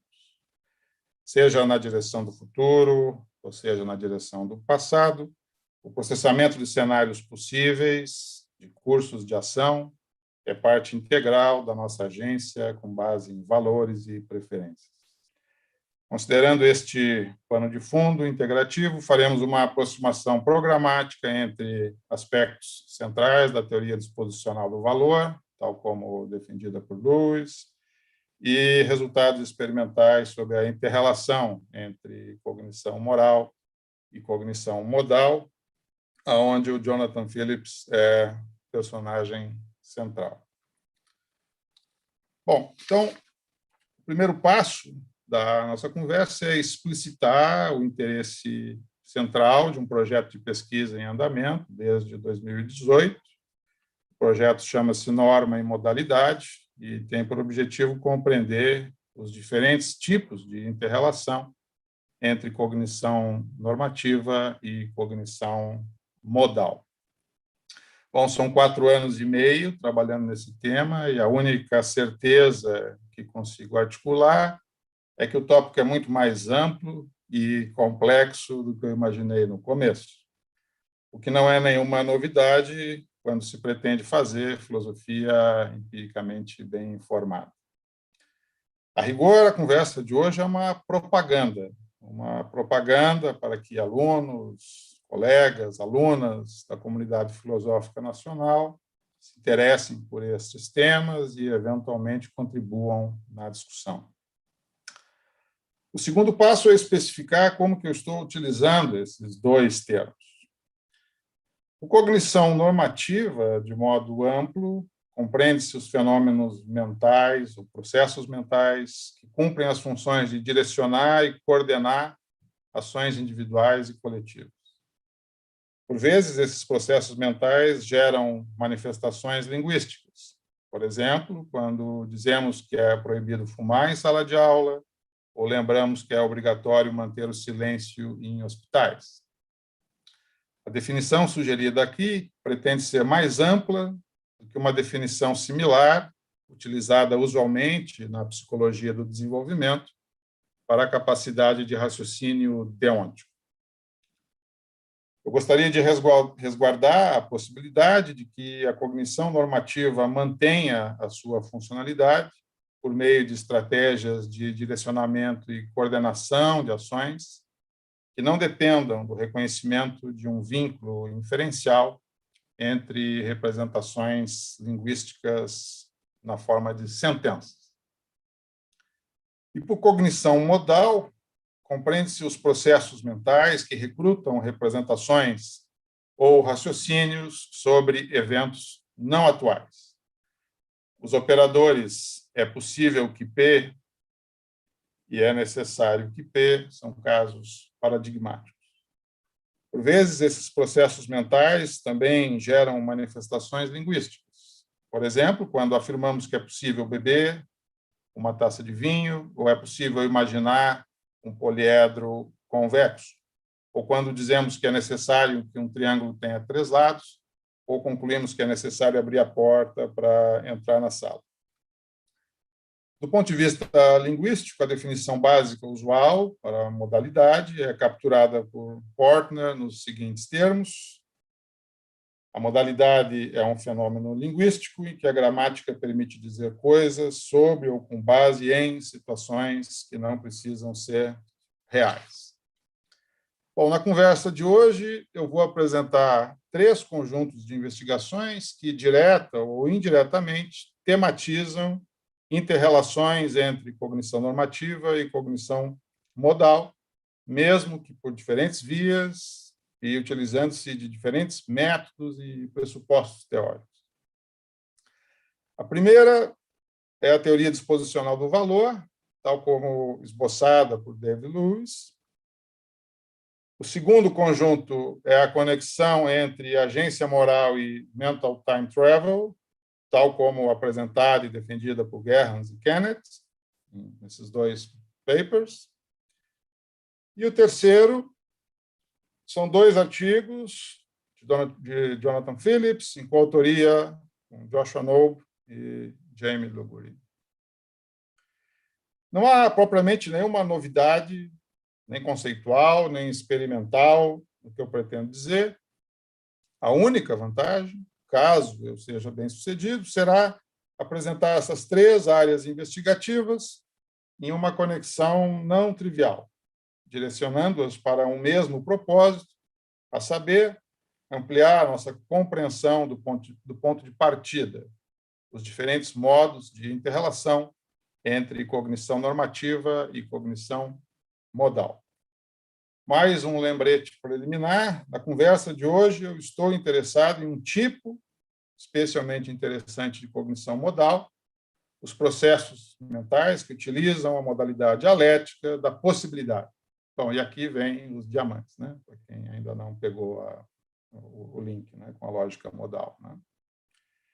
Esse lembrete cumpre a função adicional de explicar a primeira parte do título dessa comunicação, bom, aquela que fala de diamantes. Último lembrete: explorar a noção modal de possibilidade em contextos de cognição normativa é o que eu posso oferecer para conectar os 3 tópicos guarda-chuvas deste evento: livre-arbítrio, agência e ética. Talvez o slogan adequado para o que eu quero dizer seria algo no estilo: sem possibilidade não há moralidade ou normatividade, ou sem cognição modal não há cognição normativa ou cognição moral. Mas, como slogans nem sempre deixam as coisas transparentes, vamos ao trabalho. A primeira, sobre a teoria disposicional do valor e o que Lewis chama de full imaginative acquaintance. Seja qual for a sua definição de preferência para a agência moral, eu creio que podemos concordar com um mínimo denominador comum nos seguintes termos: a agência moral consiste nas capacidades para planejar e tomar decisões, comprometer-se com atitudes de valoração de meios e fins, agir em conformidade com o que valoramos e de justificar a escolha de cursos de ação em conformidade com os valores adotados. Essa lista certamente não é exaustiva, mas precisamos começar de algum lugar. Se o nosso interesse é explorar a agência moral a partir dos perfis funcionais, dos processos mentais que direcionam e coordenam ações individuais e coletivas, parece uma boa ideia dar um pequeno passo atrás e oferecer uma análise ou definição de valor. Nesse momento, eu pretendo oferecer uma explicação de como o processamento de cenários possíveis de cursos de ação é parte integral da nossa agência com base em valores e preferências. Essa explicação é o primeiro exemplo de inter-relação entre cognição normativa, agência com base em valores e preferências, e cognição modal, processamento de cenários possíveis, de cursos de valoração e ação. Não é todo dia, em filosofia, que temos a sorte de utilizar como ponto de partida um framework teórico, ao mesmo tempo instigante, frutífero e ainda pouco explorado, seja por seu próprio autor, seja pela bibliografia secundária. Temos um caso com essas características na contribuição de David Lewis para o simpósio sobre teorias exposicionais do valor, juntamente com Michael Smith e Mark Johnston, e registrado no Proceedings of the Aristotelian Society em 1989. Sem entrar em detalhes sobre como a proposta de Lewis se insere no quadro mais amplo da discussão do simpósio, vamos direto para a sequência de definições que ele propõe para valor e valorar. Eu vou optar por traduzir to value and valuing por valorar. Outra opção seria atribuir valor, mas o importante é guardar a ideia de uma valoração positiva. Aqui, com várias simplificações, eu vou acompanhar o divertido e instrutivo capítulo Lewis on Value and Valuing, escrito por Rayton para Companion to David Lewis, da Blackwell. O ponto de partida de Lewis é a sentença 1. Valores são aquilo que estamos dispostos temos à disposição para valorar. A sentença 1 cumpre a função de colocar as disposições no centro da conversa sobre o valor, mas as disposições de um agente em quais circunstâncias? Para responder essa pergunta, temos a sentença 2. X é um valor, é igual, por definição, a termos à disposição para valorar X em condições ideais. 2 situa a teoria de Lewis no conjunto do que se convencionou chamar, na literatura especializada, teorias de atitude qualificada, na excelente companhia das explicações de Hume para o valor estético ou de Mill para a utilidade. No passo seguinte, temos uma opção teórica de definir a disposição para valorar em termos de desejos de segunda ordem, não instrumentais, ou seja, 3, X é um valor, igual por definição, temos a disposição para desejar X intrinsecamente em condições ideais. E, por último, temos a especificação que nos interessa, que introduz o elemento de cognição modal, ou o processamento de cenários possíveis de cursos de ação. 4, x é um valor, igual por definição, temos a disposição para desejar x intrinsecamente, em condições ideais da mais completa possível, acquaintance imaginativa com x. Nota relevante, eu vou deixar sem traduzir a expressão acquaintance, mas para quem não está com o background russeliano da expressão na ponta da língua, vale pensar em contato como uma boa opção. A principal vantagem de trabalhar a partir de um framework teórico ainda não totalmente explorado é tentar preencher as lacunas. Lewis não fornece muitos elementos para uma boa compreensão do que seria esta mais completa possível acquaintance imaginativa com x. A partir dos elementos do artigo de Lewis, podemos afirmar sobre o funcionamento da full imaginative acquaintance. A. São exercícios imaginativos direcionados para x, quando x é o alvo de avaliação. B. Full imaginative acquaintance possui um efeito causal sobre disposições para atribuir valor. C. Full imaginative acquaintance não é o mesmo que, para usar os termos de Rayton, a maior expertise, o conhecimento completo, a mais ampla experiência, a maior sensibilidade e o menor preconceito. Em uma nota de rodapé, Lewis lista uma série de perguntas sobre exatamente esse ponto. Como é que a acquaintance imaginativa causa valoração quando faz? Como é que a imaginação torna os valores atraentes? Acontece da mesma maneira para todos os valores? Para os nossos propósitos, é suficiente dizer que acontece. Não precisamos saber como. Bem, ao contrário de Lewis, acredito que saber algo mais sobre a funcionalidade do processamento imaginativo de cenários possíveis, de cursos de valoração e ação, pode ser altamente relevante, inclusive para apontar eventuais limitações nesse processamento, como observa Rayton. Parece-me que informações mais completas podem ser relevantes, não só para os propósitos da ponderação de valores, pode ser necessário para dissipar ilusões sobre como passamos a ter certos valores, ou informar-nos sobre as limitações do poder da imaginação. Afinal de contas, como o próprio Lewis admite, a sua teoria é naturalista, pois, cito, ela reduz fatos sobre valor a fatos sobre nossa psicologia. Como veremos ao final, esses fatos sobre a nossa psicologia podem, inclusive, nos deixar com alguns problemas teóricos adicionais para uma teoria disposicional do valor, mas não vamos dar spoiler. Se é assim, quanto mais informações tivermos sobre os fatos da nossa psicologia, mais informações teremos sobre os nossos mecanismos de valoração e agência de acordo com valores e preferências. Ou, formulando de acordo com os propósitos da conversa de hoje, estaremos em melhor condições para formular uma teoria adequada de nossa cognição normativa e, portanto, de nossa agência moral, quanto mais informações tivermos sobre a cognição modal. O que nos leva para o nosso segundo conjunto de investigações. No ponto anterior, o objetivo foi mostrar, usando o esboço da teoria disposicional do valor de Lewis, que o processamento imaginativo de cenários possíveis de valoração é parte integral da nossa agência com base em valores e preferências. Agora, vamos acrescentar a dimensão temporalmente estendida, tanto na direção do futuro quanto na direção do passado, a esta agência com base em valores e preferências. Em ambas as direções, o processamento imaginativo da modalidade alética da possibilidade reaparece.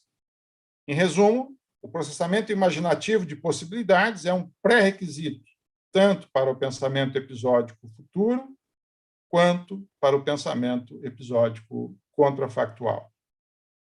O contexto de referência para essa investigação é um par de artigos de Gerrans e Kennett, neurosentimentalismo e agência moral, e mental time travel, a valoração dinâmica e agência moral.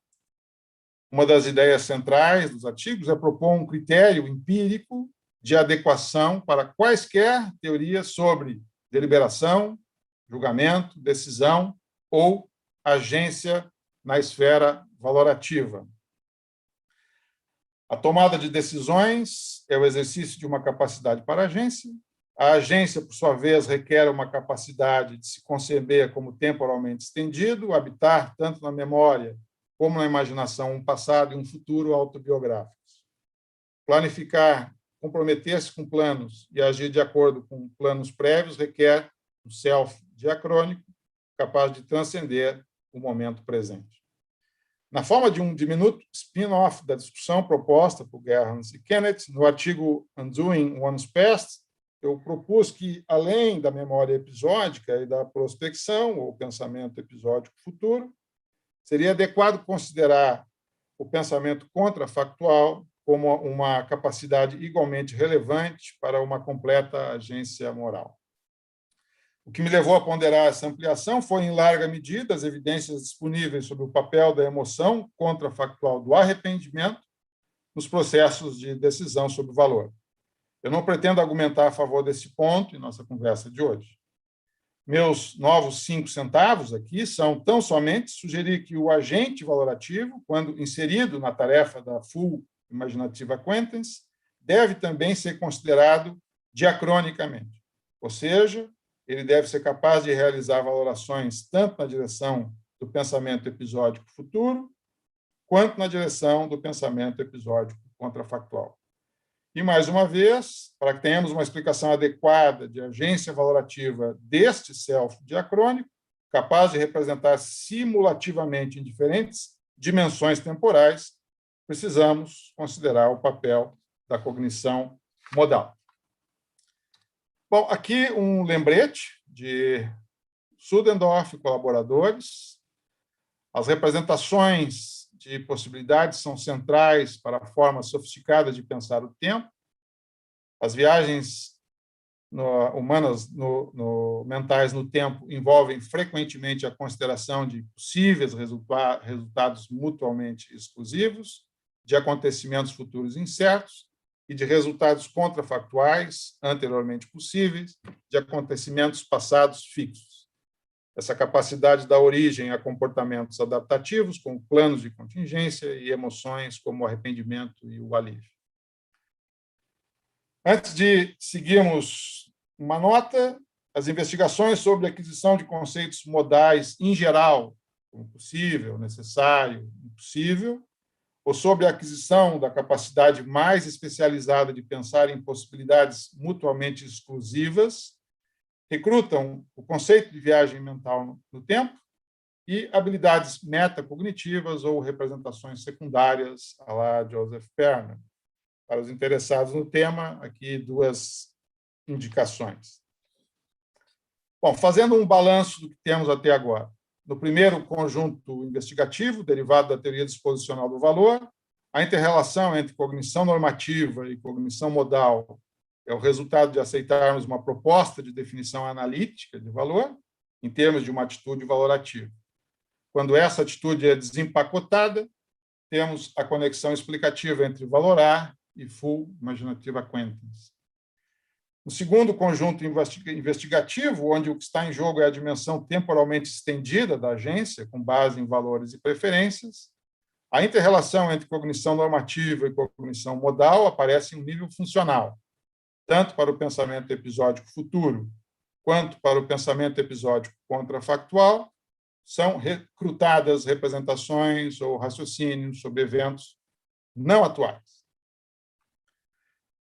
Bom, para o terceiro conjunto investigativo, eu selecionei 2 artigos do nosso convidado, Jonathan Phillips, em coautoria com Knobe e Lugury, obedecendo à regra de deixar o melhor para o final.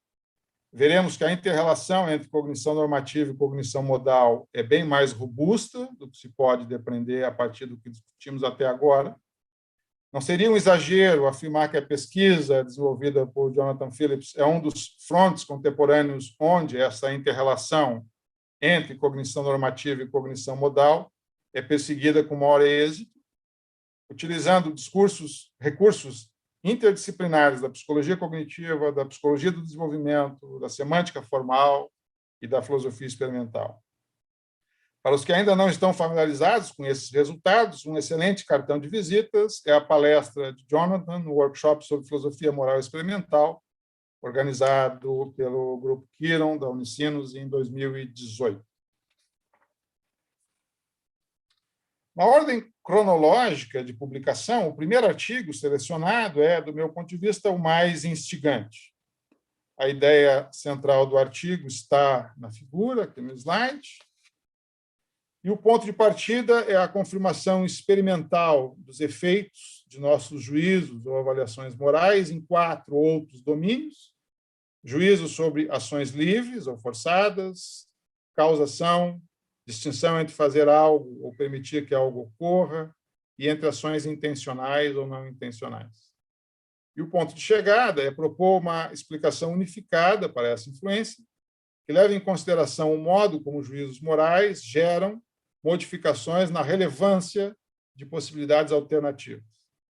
Ou seja, uma explicação unificada que coloca toda a ênfase em um aspecto particularmente interessante da nossa cognição modal. Um desdobramento importante dessa explicação unificada é proposto no seguinte artigo aqui selecionado. A hipótese central do artigo é uma dupla caracterização da representação psicológica da modalidade. As pessoas são capazes de representar possibilidades, mas não tratam todas as possibilidades da mesma maneira. Em vez disso, preocupam-se em um determinado contexto apenas com as possibilidades num domínio mais restrito. 2, esse domínio é determinado conjuntamente por considerações físicas, morais e probabilísticas, e muitas outras mais. Em particular, uma possibilidade tende a não ser representada como domínio, na medida em que é uma violação física, moralmente má ou altamente improvável. Supondo a correção da hipótese, eu gostaria de finalizar com uma dificuldade para a teoria disposicional do valor. Se a nossa capacidade para rastrear X como um valor é funcionalmente dependente da operação de full imaginative acquaintance com X, e se essa operação, por seu turno, recruta a nossa representação psicológica da modalidade, então, aparentemente, estamos nos movimentando em círculos. Para quem acredita em boa circularidade, é só seguir em frente. Para quem não acredita em boa circularidade, as perspectivas da inter-relação entre cognição normativa e cognição modal apresentam aqui uma nova fronteira de desafios. Bom, era isso. Obrigado.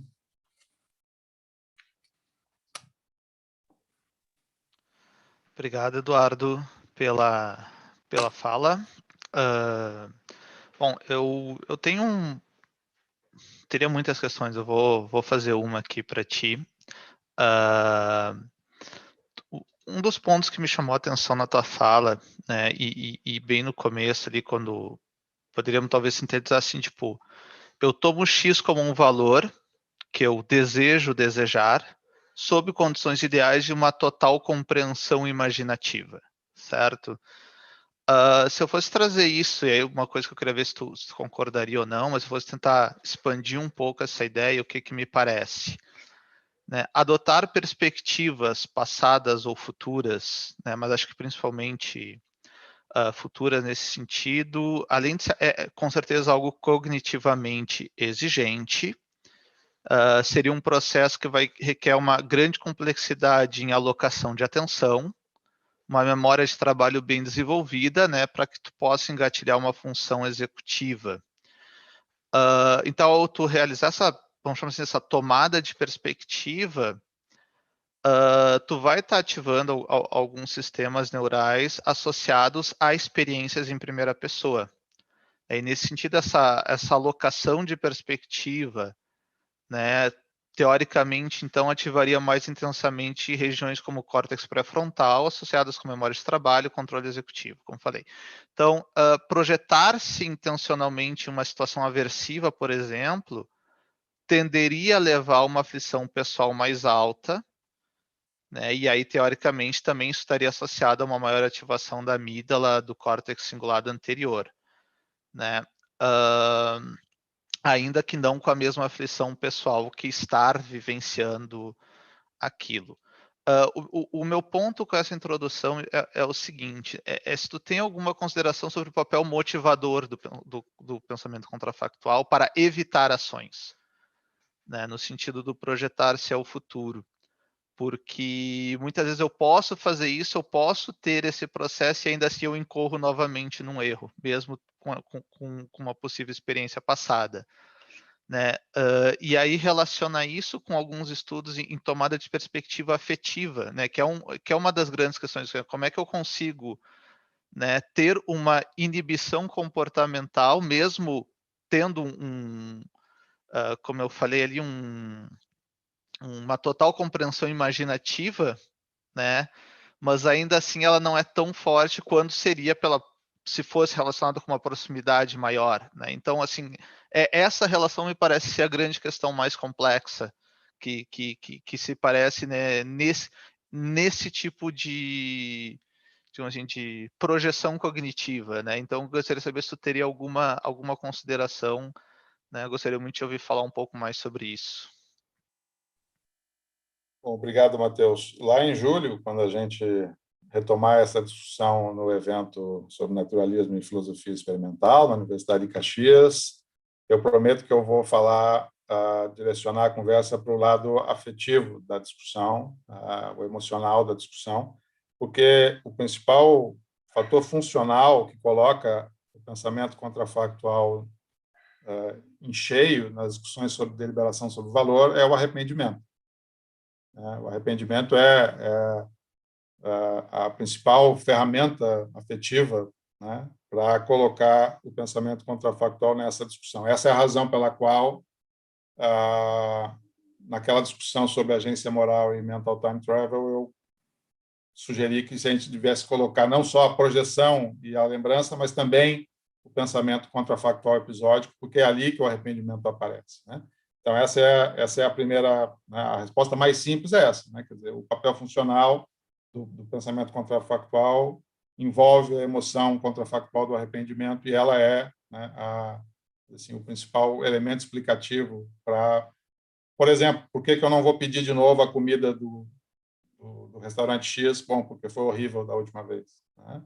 Ou seja, né, e assim por diante. Se eu tivesse pedido a pizza do João e não a da Maria, eu teria jantado melhor e assim por diante, né? Então, essa é, tipo assim, é o caminho de resposta que possivelmente a gente pode continuar essa conversa lá em julho.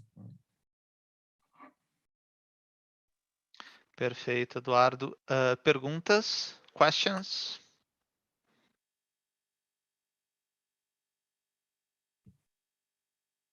Jonathan, please.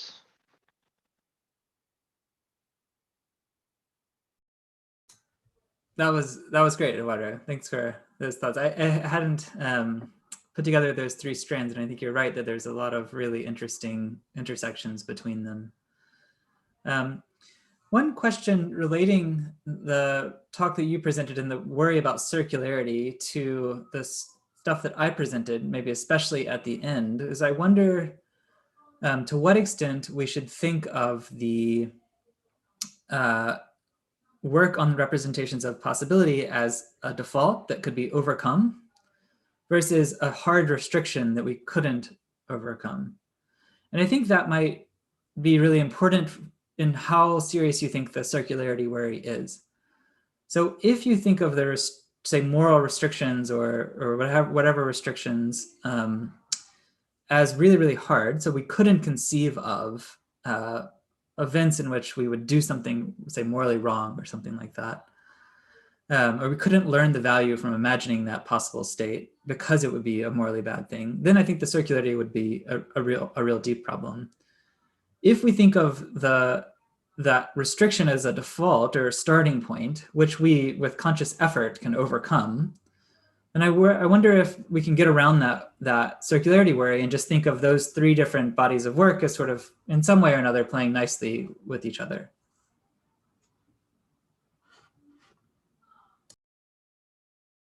I think, Thank you, Jonathan. I think we have a great problem when we face things like imaginative resistance to valuations. Okay, in that case, we have a problem, because if you buy the dispositional definition of value,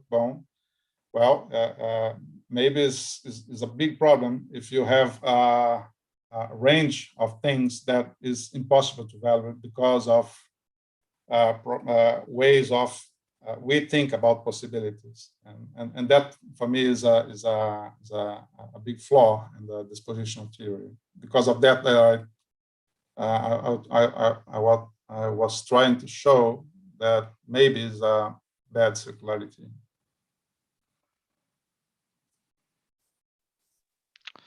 Thank you, Eduardo. Anyone else?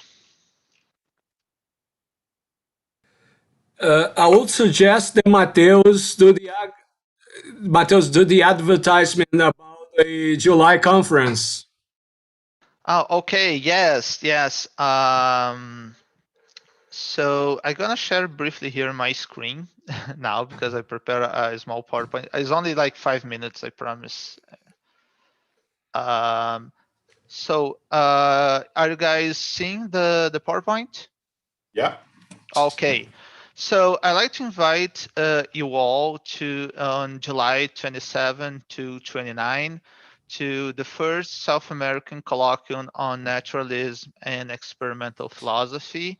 Will be held online. So we have now the whole schedule, the whole set confirmed. So on the morning of July 27, the keynote conference, the opening of the event will be made by Pascal Willemsen from University of Zurich, with Evandro Barbosa from Federal University of Pelotas as discussant, and Eduardo also will be presented in the opening sessions of the event. Then on the afternoon, we will have Bernardo Aguilera from Universidad del Chile and Caetano Sorgi from Historical Preservation Institute of Rio Grande do Sul as a discussant. Myself and Eloise Algaier from the X-Lab Research Group will be also present a little bit of our work with emotional bonding and normative behavior in wolves, and Christine Andrews from York University will make the final conference, the final keynote conference of the day. Eloise Algaier will also be her discussant. Myself, we're gonna talk a little bit as well. On the second day, on the morning, we have a special session about the pandemic with Professors Darley Dalagnol from Federal University of Santa Catarina and Marco Antonio Azevedo from Unicinos University. And Ismael Fagundes from Caxias do Sul University will be the discussant. They will talk a little bit about the research during these last couple dreadful years. And Caroline Marin from Federal University of Pernambuco will also make a talk that will relate to what happened during the pandemic. On the afternoon, we'll have Noel Struchner and Guilherme Almeida will be presenting a conference as well, and Lucas Dal Soto, co-organizer of the event and from Caxias do Sul University as well, be a discussant, and later Professor Nitamar de Oliveira from PUC. And the final conference of the day will be made by Eduard Macquarie from Pittsburgh University, with Luke Gansi, a PhD candidate from Federal University of Pelotas, but a very bright young man. We're gonna give him this opportunity. I think it will be a very interesting debate. And on the final day, on the opening, you have Nara Figueiredo from Unicamp, and the discussant will be Marta Caravà from Ruhr University Bochum. And Sophie Stein also will make a conference on the final morning of the event. And on the afternoon, we have Gabriel Mograbi giving one of the keynote conference, and Cesar Moirer from Federal University of ABC as discussed. Then we have Juliano do Carmo from Federal University of Pelotas, and Joshua Knobe from Yale will give the final keynote conference of the event, and Fabrício Pontin from La Salle University will be the discussant. Okay, so the event will be live streaming. Okay, so the lectures will be live online streamed, and all the participants will receive the information via email on how to access. The price is 20 reais, something like $4. I think, I don't know how the how the relation is right now.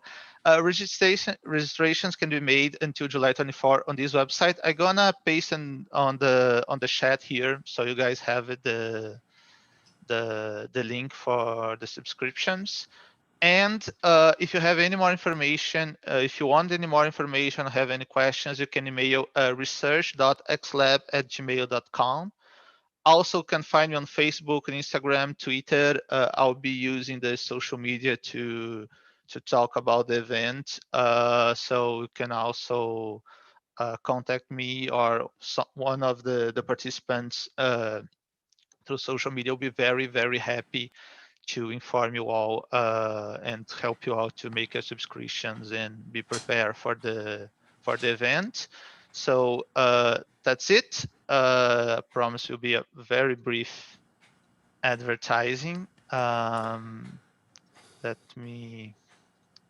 I just want to say, that even if Mateus have done all the hard working all alone, our work group, and he's an important member of our group, supports and recommends the event.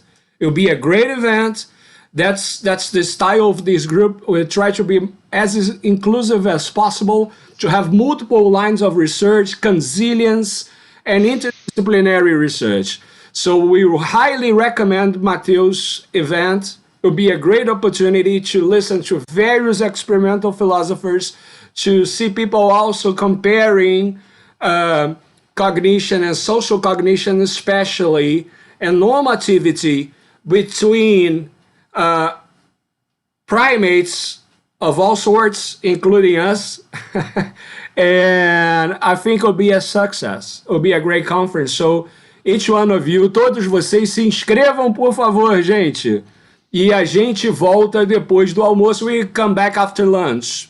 Okay, she's not here anymore. I just liberated her, but I think we have to give a big round of applause for our translator, simultaneous interpreter, Verser, Carolina, because she was in the Tower, translation and version, translation and version, translation and version. That's a Herculean task, and we have to give a big round of applause to her. We resume at 2 p.m., little break, and we are gonna, we expect everyone here back at 2 p.m. Thanks again. Thank you all. Congratulations to Jonathan and Eduardo.